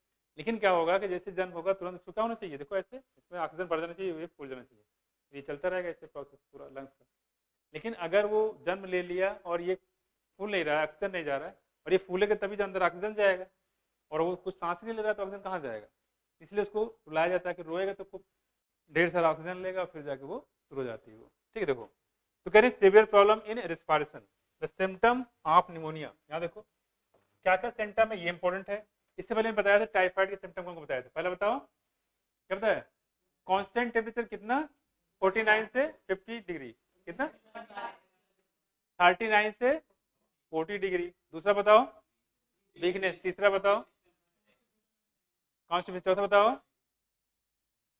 लॉस ऑफ एपेटाइट, और नेटवर्क हो जाएगा। अब यहाँ देखो सिम्टम ऑफ निमोनिया इंक्लूड क्या क्या होगा, पहले बताओ फीवर, क्या है फीवर, ठीक है, चिल्स, ठंड लगेगी उसको, कपकपी होगी, ठीक है, चिल्स, कहते हैं चिल्स मारो यार, देखो यार ये चिल वाला नहीं है, देखो तो दूसरा होगा हमारे यहाँ पे चिल्स, फीवर हो गया और चिल्स हो गया। अगला हमारे पास का देखो कफ, खांसी होगी उसको, टाइफाइड में खांसी बताया था क्या? खांसी नहीं है वहाँ पर, यहाँ पे क्या आ गया, खांसी आ गया, ठीक। देखो फीवर तो वहाँ भी होता है, 39 से 40 डिग्री सेंटीग्रेड होगा तो फीवर तो वहाँ भी नाम नहीं दिया गया, तो फीवर वहाँ भी, फीवर यहाँ भी, हाँ वहाँ पे चिल्स नहीं था, ठंड नहीं लगती है टाइफाइड, बस ना कह रहे यहाँ पे उसको चिल्स कभी लगेगी, ठीक। कफ हो गया, और साथ में हेडेक, क्या कॉमन है क्या ये? हेडेक वहाँ भी था, हेडेक यहाँ भी है, तो हेडेक वाला चीजें दोनों कॉमन है, अगर हेडेक देखा तो दोनों बीमारियां हो सकती है, खैर ठीक। अब कह रहे हैं इन कितनी सिम्टम हो गए, देखो कह रहे हैं कि फीवर हो गया जो वहां भी था यहाँ भी है, और फीवर हेडेक दोनों कॉमन है, अलग से क्या है देखो चिल्स और कफ, यहाँ ठंड लगती है, कपकपी होती है, और साथ में खांसी भी आती है, तो किसका होगा सिम्टम, निमोनिया का। आगे देखो कह रहे कि इसके अलावा इन सेवियर केसेस, अगर ये बीमारियां बहुत ज्यादा हो गई है, ठीक है, निमोनिया केस बहुत ज़्यादा बढ़ गया है तो उस केस में क्या होगा, देखो इन सीवियर केसेस आगे भी सिम्टम आ सकता है, उसमें क्या होगा, लिप्स एंड फिंगर नेल्स में turn grey to bluish. Normal कैसा होता है, ग्रे कलर का होता है, लेकिन कैसा हो जाएगा ये, ब्लू कलर का हो जाएगा, ब्लू बाबा बन जाएंगे, नहीं क्या हो जाएगा, ब्लूइश इन कलर हो जाएगा। ठीक है, इन सीवियर केसेस लिप्स, इसके होंठ और फिंगर नेल्स में टर्न्स ग्रेस टू ब्लूइश। कोई दिक्कत में आया? ठीक है, तो ध्यान रखिएगा, पहला सिम्टम कौन बताया हमने, यहाँ पे देखो चिल्स, कफ, फीवर और हेडेक, 4 सिम्टम ये हो गए। ठीक, और कहने की ये बीमारी बहुत ज़्यादा बढ़ जाती है तो जो आपका जो लिप्स यानी कि जो होंठ होते हैं वो, और साथ साथ जो फिंगर्स नेल्स होते हैं, इसका कलर कैसा हो जाता है, देखो ग्रे से ब्लूइश हो जाता है। कैसा, ग्रे से ब्लू हो जाता है। तो अगर यहाँ पे आप देख रहे हो, यहाँ पे इसे नील कैसे दिख रहा है आपको, ग्रे कलर का दिख रहा है, ये कैसा होने लगेगा, ब्लू कलर को लगता है, कैसा, ब्लू कलर का। ठीक है, तो ये ग्रे से ब्लू कलर होने लगता है। कब होगा लेकिन ये, सीवियर केस, बीमारी बहुत ज़्यादा बढ़ जाएगी तो। क्लियर हुआ? तो इसमें लिप्स भी है और फिंगर नेल्स भी है, दोनों चीज़ें। देखो ध्यान से, कह रहे कि healthy person acquire the infection by inhaling the droplet of और एरोसॉल। तेरी बीमारी फैलती कैसी है, कोई इन्फेक्टेड बॉडी को कोई होगा पर्सन, और वो क्या करेगा, वो जिससे आया छींक दिया, खांस दिया, ब्रो मुंह नहीं बंद करते लोग, मुंह पे ही खांसते हैं, तो वो उड़ता हुआ कहाँ जाता है, सामने जाता है। तो कह रहे हैं जो ड्रॉपलेट है, ठीक है, और जो एरोसॉल है, मुंह से जो छींटे होते हैं, नहीं वो लोग जब बात करते हैं तो मुंह से छींटे निकलते रहते हैं। ठीक है, इसलिए लोग उनसे दूरियां बना रखते हैं कि अगर बात करेंगे तो थूकना शुरू कर देगा। ठीक है, देखो कह रहे हैं कि जो ड्रॉपलेट होते हैं, ठीक है, और एरोसॉल होता है, स्लाइवा, कह रहे हैं वो एक पर्सन दूसरे पर्सन में ट्रांसफर हो जाता है, release by an infected person और even by sharing glasses and utensil. या आप क्लास में बैठे हुए हो और उसी पेंसिल को वो कान खुजा रहा है, मुंह में डाल रहा है, ठीक, मुंह में डाल रखा है, इसे कुछ लोग करते हैं ना, मुंह में करते हैं, तो इन्फेक्शन कहाँ से लगा, पेंसिल में, उसी पेंसिल, भाई मेरा पेंसिल खत्म हो तो दे दे यार, वो पेंसिल लेकर वो भी शुरू कर दिया, है ना, पहुंच गया फिर इन्फेक्शन, होता नहीं होता है। तो कह रहे हैं कि जो यूटेंसिल हो गया, ठीक है, और साथ साथ में शेयरिंग ग्लासेस, ठीक है, ग्लास चश्मा वगैरह हो गया, या चश्मा तो मैं तेरा चश्मा लगा लेता हूँ, ठीक है, और दूसरी बात utensil with N infected person. ठीक है, यूटेंसिल मतलब कोई भी सामान हो, ठीक है, उसको आप यूज करो, दूसरा यूज कर ले, तो उसके वजह से वो इन्फेक्शन पहुंच जाएगा, और ड्रॉपलेट होना चाहिए विद एन इन्फेक्टेड पर्सन। डिजेंटी, अब देखो क्या करें, आप देखो इसे बताया गया, यहाँ पे डिजेंटी के बारे में बताया गया, क्या कह रहा है, देखो यहाँ पे डिजेंटी दिया हुआ है, डिजेंटी अलग होता है, अमीबिक डिजेंटी अलग होता है, दोनों एक ही नहीं कर देना। डिजेंट्री जो होता है ये बैक्टीरियल बीमारी है, ध्यान रखिए, कौन सी बीमारी पढ़ रहे हैं हम लोग, बैक्टीरियल बीमारी पढ़ रहे हैं। जितनी हमने बीमारियां बताई सबके सब कैसी थी, बैक्टीरिया। जो डिजेंट्री होती है बैक्टीरियल डिजीज है, लेकिन अमीबिक डिजेंट्री जो है वो प्रोटोजोआ डिजीज है। पता है कुछ, इसको बोलते हैं पेचिसाना। क्या होता है, पेचिसाना, वो अमीबिक डिजेंट्री है, ठीक है, और ये जो दिया गया उसको अमीबियासिस बोलते हैं। ये डिजेंट्री जो होता है ये बैक्टीरियल बीमारी होती है, कौन सी होती है, बैक्टीरियल बीमारी होती है, ठीक है। तो डिजेंट्री होता है, और उस बैक्टीरिया का नाम क्या, देखो साइजेला,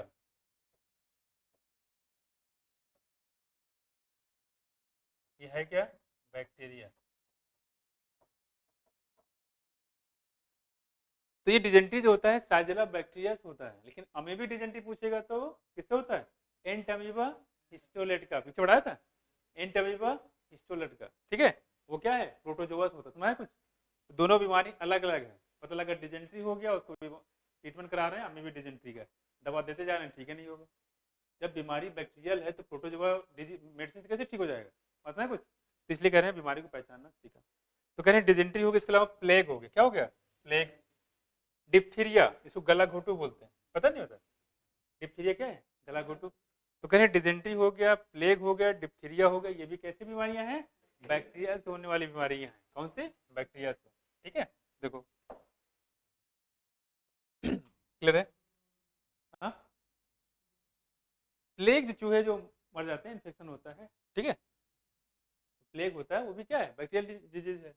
प्लेग में जो होता है आदमी जो इन्फेक्शन होता है बहुत ज्यादा बढ़ जाता है, और इतना इन्फेक्शन हो जाता है कि आदमी चल भी नहीं पाता है, जहाँ खड़ा वहीं गिर जाएगा गड़ा के जमीन पे, ठीक है, जो कि हमारा प्लेग। ये इंडिकेशन होता है जहाँ पे खासकर जो चूहे होते हैं ना, चूहे भी इन्फेक्शन होता है, और चूहे से भी ये फैल जाते हैं। अगर चूहे, अगर सबसे पहले चूहे मरते हैं, आदमी तो इम्यून सिस्टम रहता है, चूहे में इतना इम्यून सिस्टम स्ट्रॉन्ग नहीं है, तो चूहा कहीं मरते हुए अचानक आपको एक जगह चूहे मरते हुए दिखाई देंगे, तो सिम्टम होता है कि यहाँ पे प्लेग हो सकता है। देखो, are some of the other, ये कुछ बीमारी बैक्टीरियल डिजीज इन मैन। तो कुछ बीमारी हमने यहाँ पे बताई। सबसे पहले हमने बताई कौन सी? टाइफाइड, जो होता था किससे? साल्मोनेला टाइफी से, है ना। और दूसरी बीमारी हमने बताई यहाँ पे कौन सा? निमोनिया। निमोनिया किससे होता है? स्ट्रेप्टोकाकस निमोनिया, दोनों याद रखना, ठीक है। इसके बाद हमने बताया आपको कौन सा? डिजेंट्री। उससे बताया हमने प्लेग और डिप्थीरिया, ठीक है।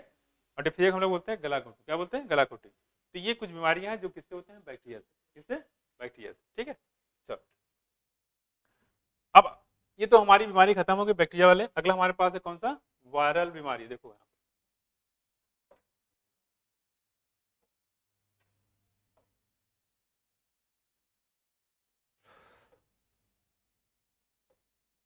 देख लेते हैं, यहाँ पे सबको अलग करके रखा गया है।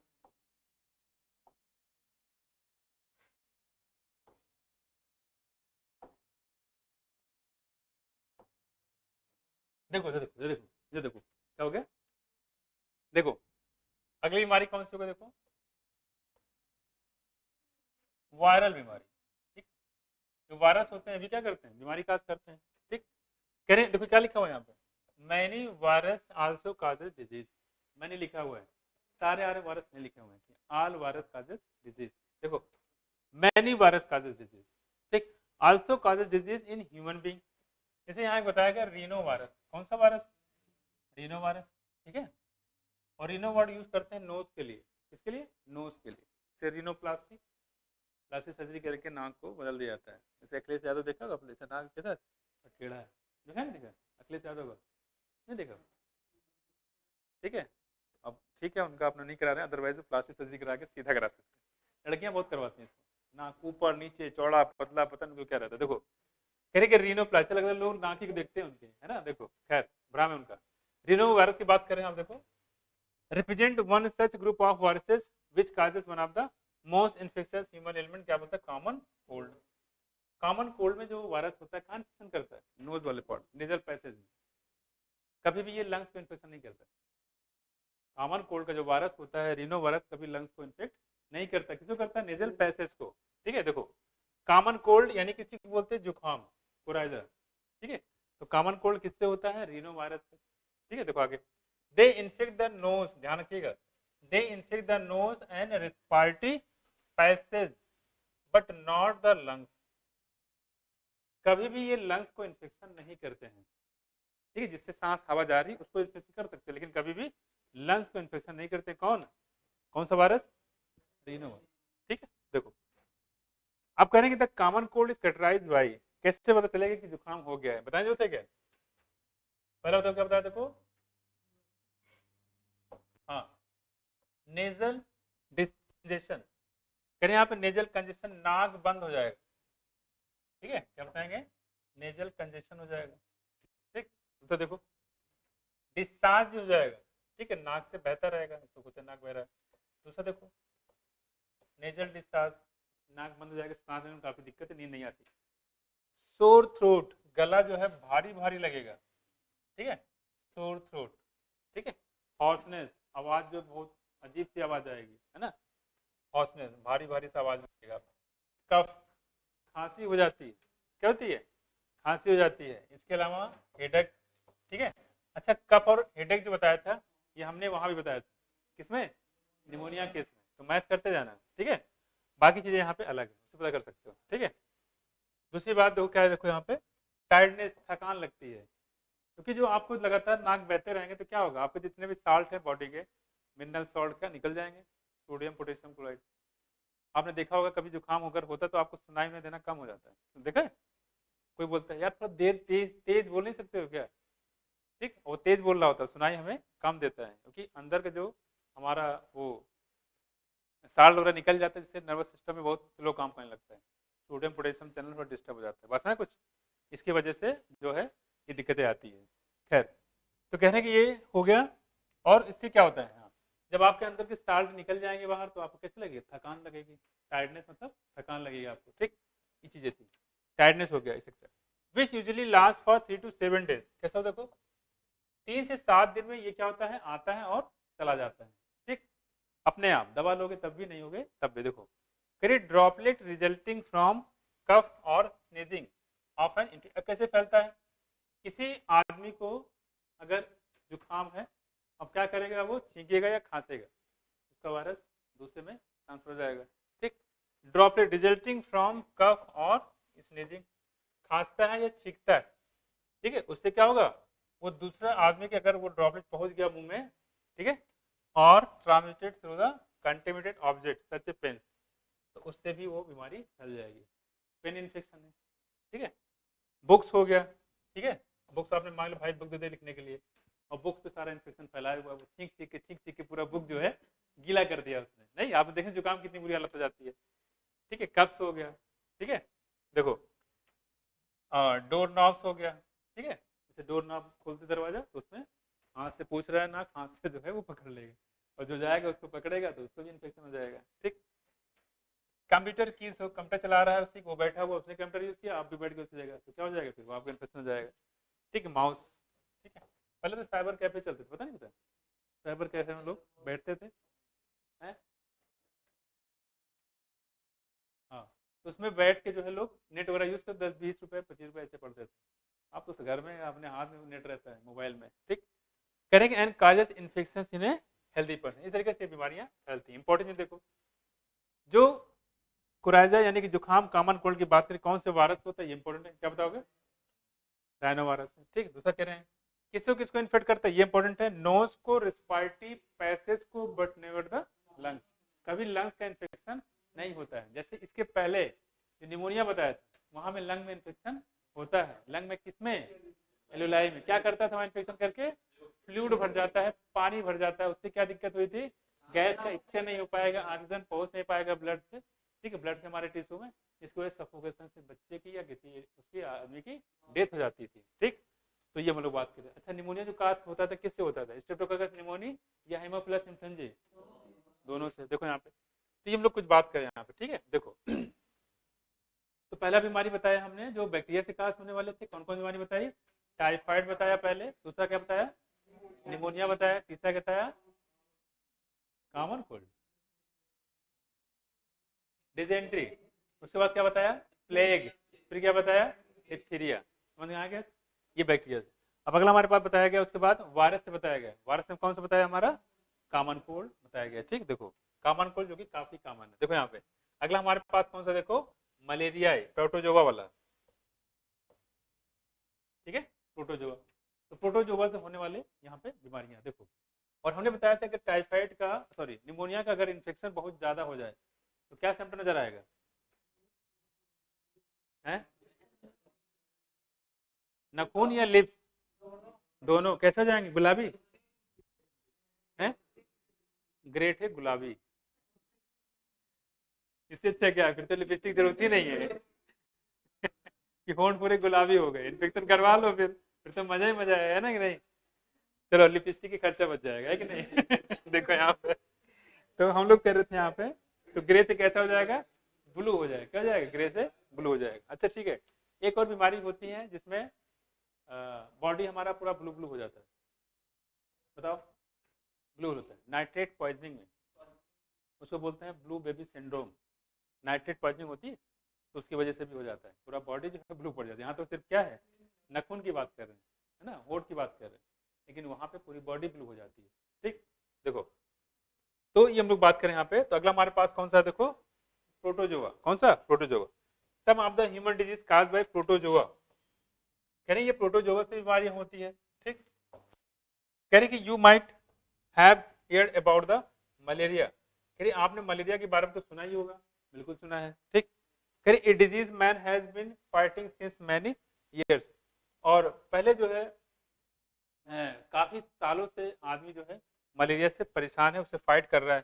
ठीक है, करिए प्लाज्मोडियम टीनी प्रोटोजोआ, नाम देखो टीनी प्रोटोजोआ मतलब बहुत छोटा, छोटा लेकिन काम क्या करता है, बड़ा करता है, नहीं छोटा लेकिन काम बड़े हैं। देखो कह रहे हैं कि plasmodium tiny protozoa is responsible for this disease, different species of plasmodium, कौन कौन सी स्पीसीज देखो यहाँ पे, प्लाज्मोडियम वाइवेक्स, क्या है, Plasmodium vivax, Plasmodium malariae and Plasmodium falciparum, एक और होता है प्लाज्मोडियम ओवेल।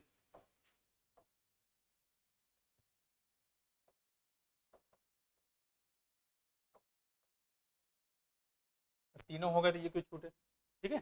तो Plasmodium ovale, Plasmodium falciparum, Plasmodium vivax, ठीक है, प्लाज्मोडियम मलेरियाई, इन सबसे क्या होता है, मलेरिया होता है। क्या होता है, मलेरिया। तो प्लाज्मोडियम ओवेल, ठीक है। एक पूछा जाता है इसमें सबसे सीवियर मलेरिया किससे होता है, ये सबसे खतरनाक मलेरिया किससे होता है ना, इसको बोलते हैं प्लाज्मोडियम फैल्सीपेरम। क्या बोलेंगे, प्लाज्मोडियम फैल्सीपेरम, इसको थोड़ा सा ध्यान रखिएगा, ठीक है। तो ये कह रहे कि ये डिफरेंट टाइप के मलेरिया काज करता है, ठीक है। अब देखो यहाँ पे इसको हम लोग बोलते हैं एक माइलेनेंट मलेरिया भी बोलते हैं। क्या बोलते हैं, माइलेनेंट मलेरिया। तो अगर आपसे पूछते हैं माइलेनेंट मलेरिया किससे होता है, ये सबसे डेंजरस मलेरिया किससे होता है, सबसे सीवियर मलेरिया किससे होता है, क्या होता है, प्लाज्मोडियम फैल्सीपेरम। तो ज्यादातर जो क्वेश्चन पूछा जाता है प्लाज्मोडियम फैल्सीपेरम पे ही पूछा, देखो लिखा हुआ है are responsible for different type of malaria. Malignant malaria की बात करते हैं, कह रहे कि माइलेनेंट मलेरिया काज बाई किससे होता है, देखो Plasmodium falciparum is the most serious on the and can even be fatal, जानलेवा भी हो सकता है।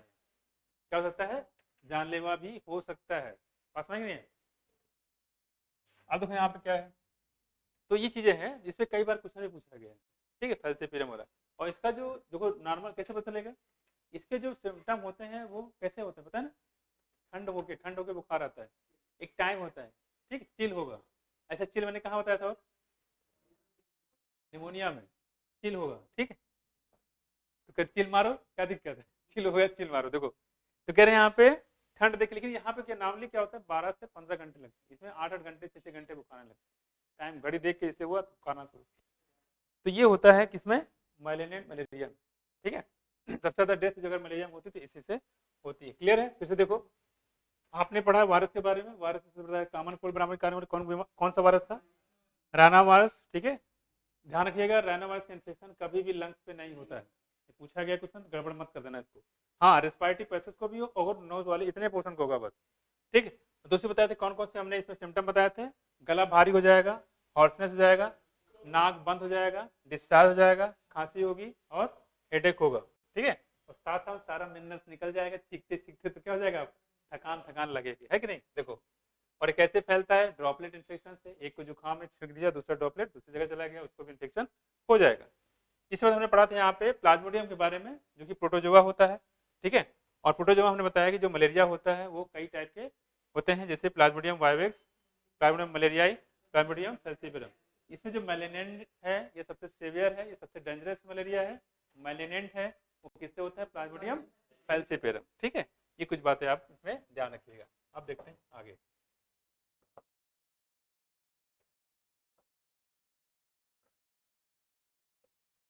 अगला हमारे पास है, अब जो ये हो गया आपका प्लाज्मोडियम के बारे में, कुछ प्लाज्मोडियम के बारे में जानकारी यहाँ पे दी गई, थोड़ा डिटेल में है प्लाज्मोडियम, यहाँ पे डिटेल में है।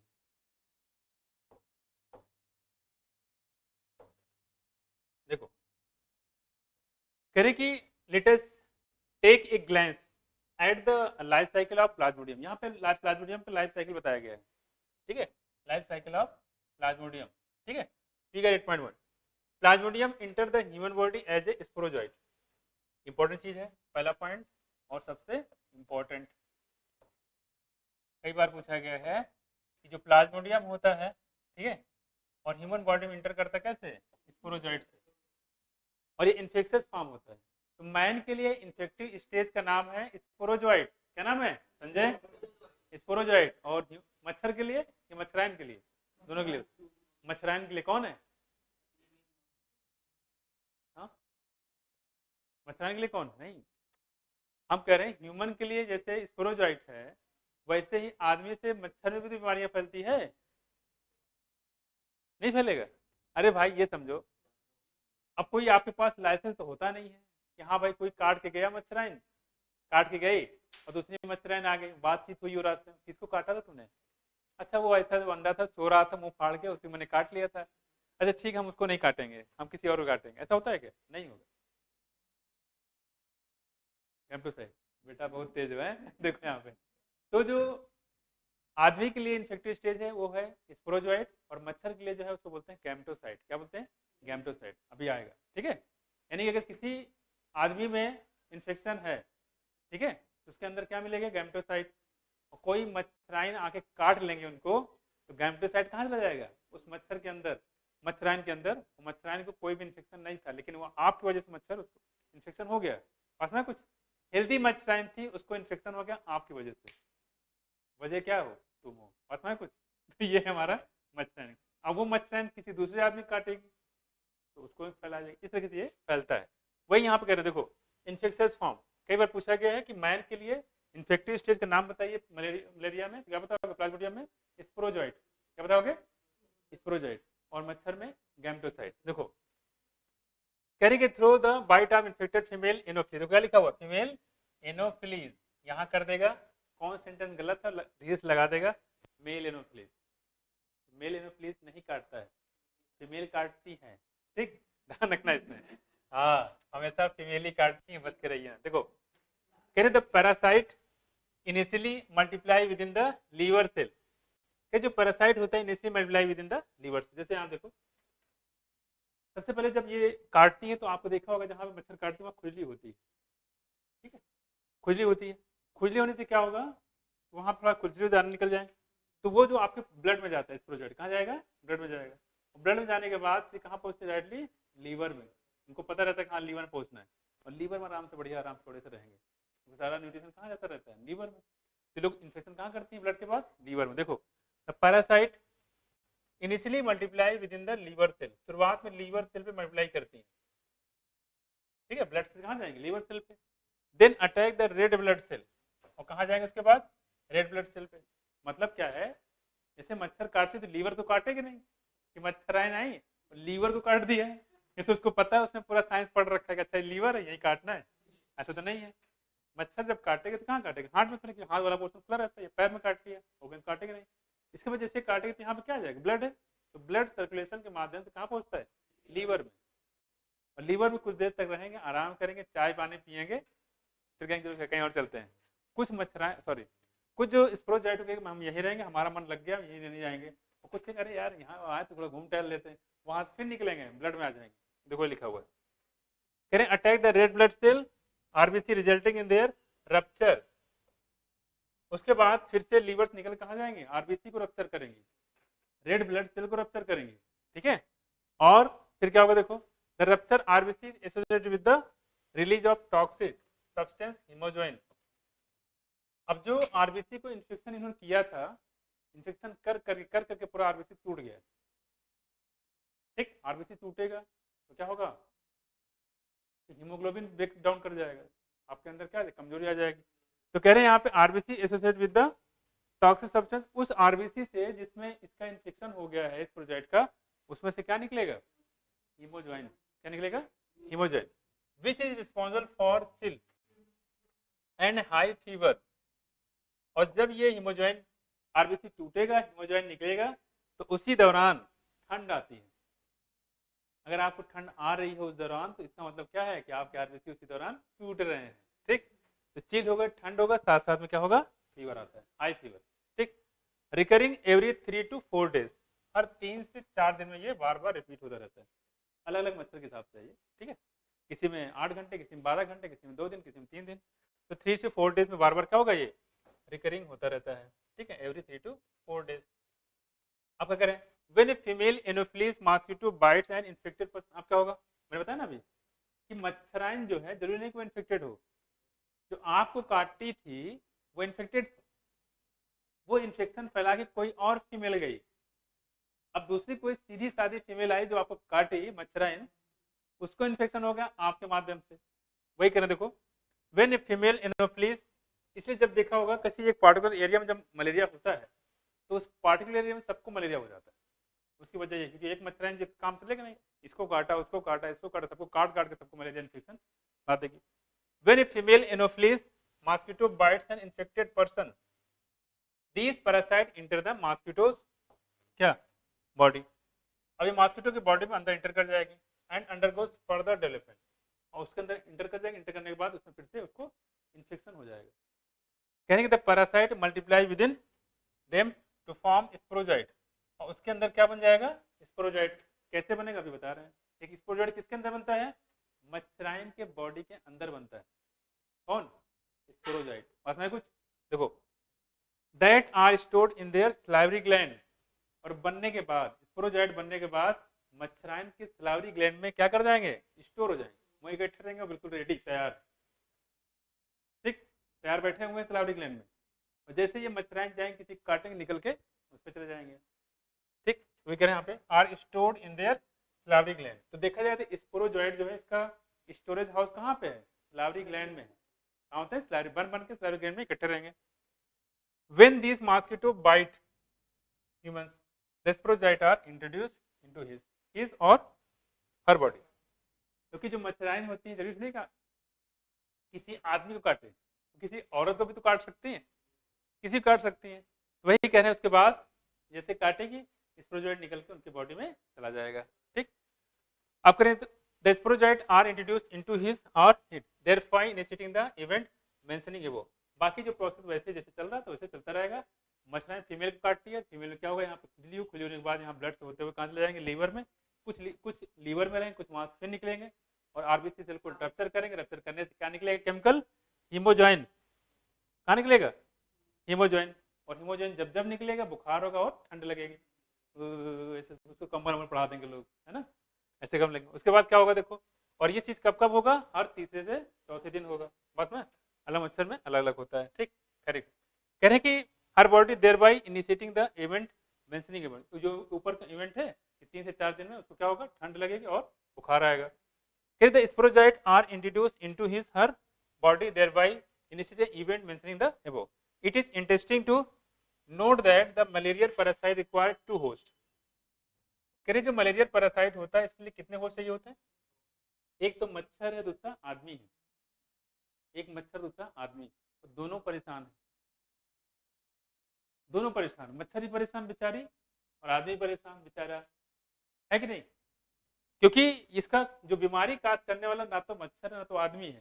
सच बात कौन है, प्रोटोजोआ है, प्लाज्मोडियम है। तो खेल प्लाज्मोडियम कर रहा है, मच्छरान को भी काट रहा है, मच्छर को भी काट रहा है, दोनों लोग। देखो 2 होस्ट, पहला बताया गया कौन सा, ह्यूमंस, दूसरा देखो क्या है, mosquitoes. To complete his life cycle, जब दोनों लोग रहेंगे तभी लाइफ साइकिल कंप्लीट होगी, अदरवाइज नहीं होगी। बस में कुछ तो 2 में 1 को अगर मार दो लाइफ साइकिल नहीं हो पाएगी। इसका मतलब मच्छर प्रोडक्शन नहीं हो पाएगा कि या तो आदमी को मार दो या तो मच्छर को मार दो, क्या करोगे अदरवाइज चल गया अभियान के आदमी को मारो, ठीक है, ताकि मलेरिया खत्म हो जाए, है कि नहीं। देखो यहाँ पे तो 2 होस्ट में, इसलिए कहते क्या करते हैं, मच्छर को मार देते हैं, human and mosquito. To complete his life cycle the female anopheles mosquito is the vector. यहाँ देखो क्या लिखा हुआ है, जो फीमेल एनोफिलिस मॉस्किटो होती है ये क्या होती है, वेक्टर होती है। इसको बोलते हैं ट्रांसमिटिंग एजेंट। क्या होता है, ट्रांसमिटिंग। ध्यान रखना फीमेल है, मेल नहीं है।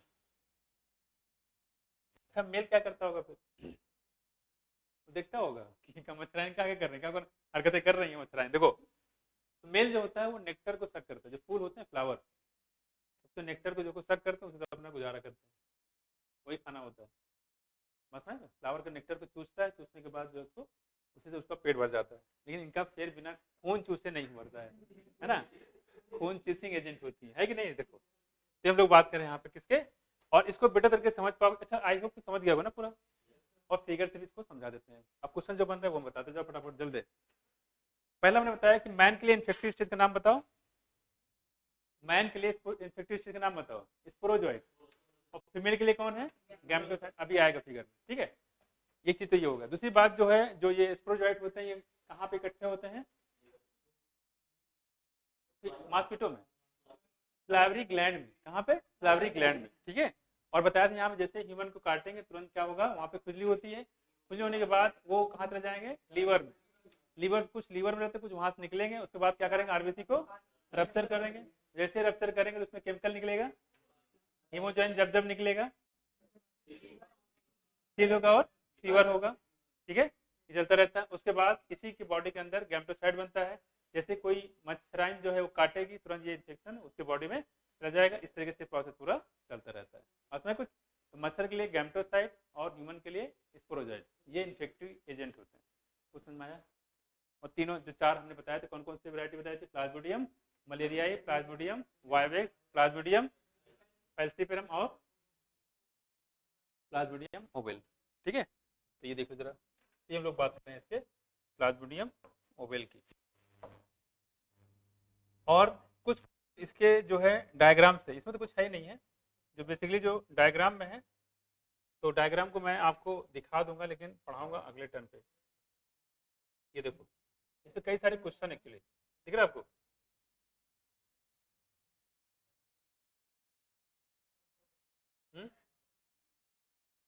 ओहो, कमेंट की क्या जरूरत है?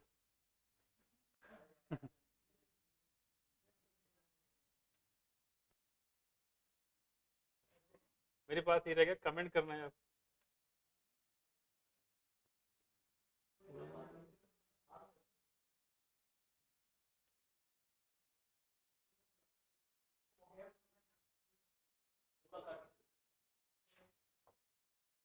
ठीक है, ठीक है, तो ये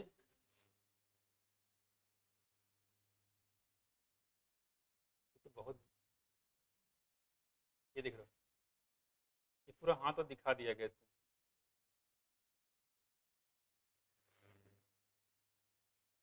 ठीक है, देखो, ये पूरी लाइफ साइकिल बताई गई। ठीक है, जैसे आपको बताया स्लावरी ग्लैंड, मैच्योर इन्फेक्टिव स्टेज, इसको बोलते हैं स्पोरोजोइट। क्या बोलते हैं? स्पोरोजोइट। यहाँ बताया गया sporozoite escape from gut and migrate to the mosquito salivary gland. कहाँ चला गया? मॉस्किटो के स्लावरी ग्लैंड। ये पूरा स्लावरी ग्लैंड दिखाया गया, यहाँ से निकल रहा है स्पोरोजोइट। अब करें जब कोई मॉस्किटो दूसरे को काटेगी, देखो यहाँ स्पोरोजोइट कहाँ से लग गया? मच्छर का काट रही, और इसके अंदर चला गया यहाँ पूरा। और यहाँ करने के बाद ब्लड सर्कुलेशन से कहाँ से हो जाएंगे? लीवर में। लीवर को डैमेज कर, कुछ लीवर में, कुछ वहाँ से फिर निकलेंगे। निकलने के बाद किसमें करेंगे? आरबीसी को रप्चर कर, यहाँ देखो आरबीसी में अटैक कर दी। अटैक करने के बाद ये क्या हो गया? रप्चर हो गया। रप्चर हो गया, क्या निकलेगा? हीमोजोइन। क्या निकलेगा? हीमोजोइन। हीमोजोइन होने के बाद क्या होता है?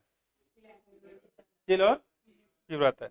इसमें जो बाकी जो इन्फेक्टिव एजेंट होते हैं वो दूसरे आरबीसी को रप्चर करेंगे, और कुछ होते हैं जो आगे बढ़ते हैं। यहाँ देखो, इसी से यहाँ देखो निकल रहा है। इसके बाद इसी आरबीसी से अंदर बनता है क्या? गैमेटोसाइट। क्या बनता है? गैमेटोसाइट।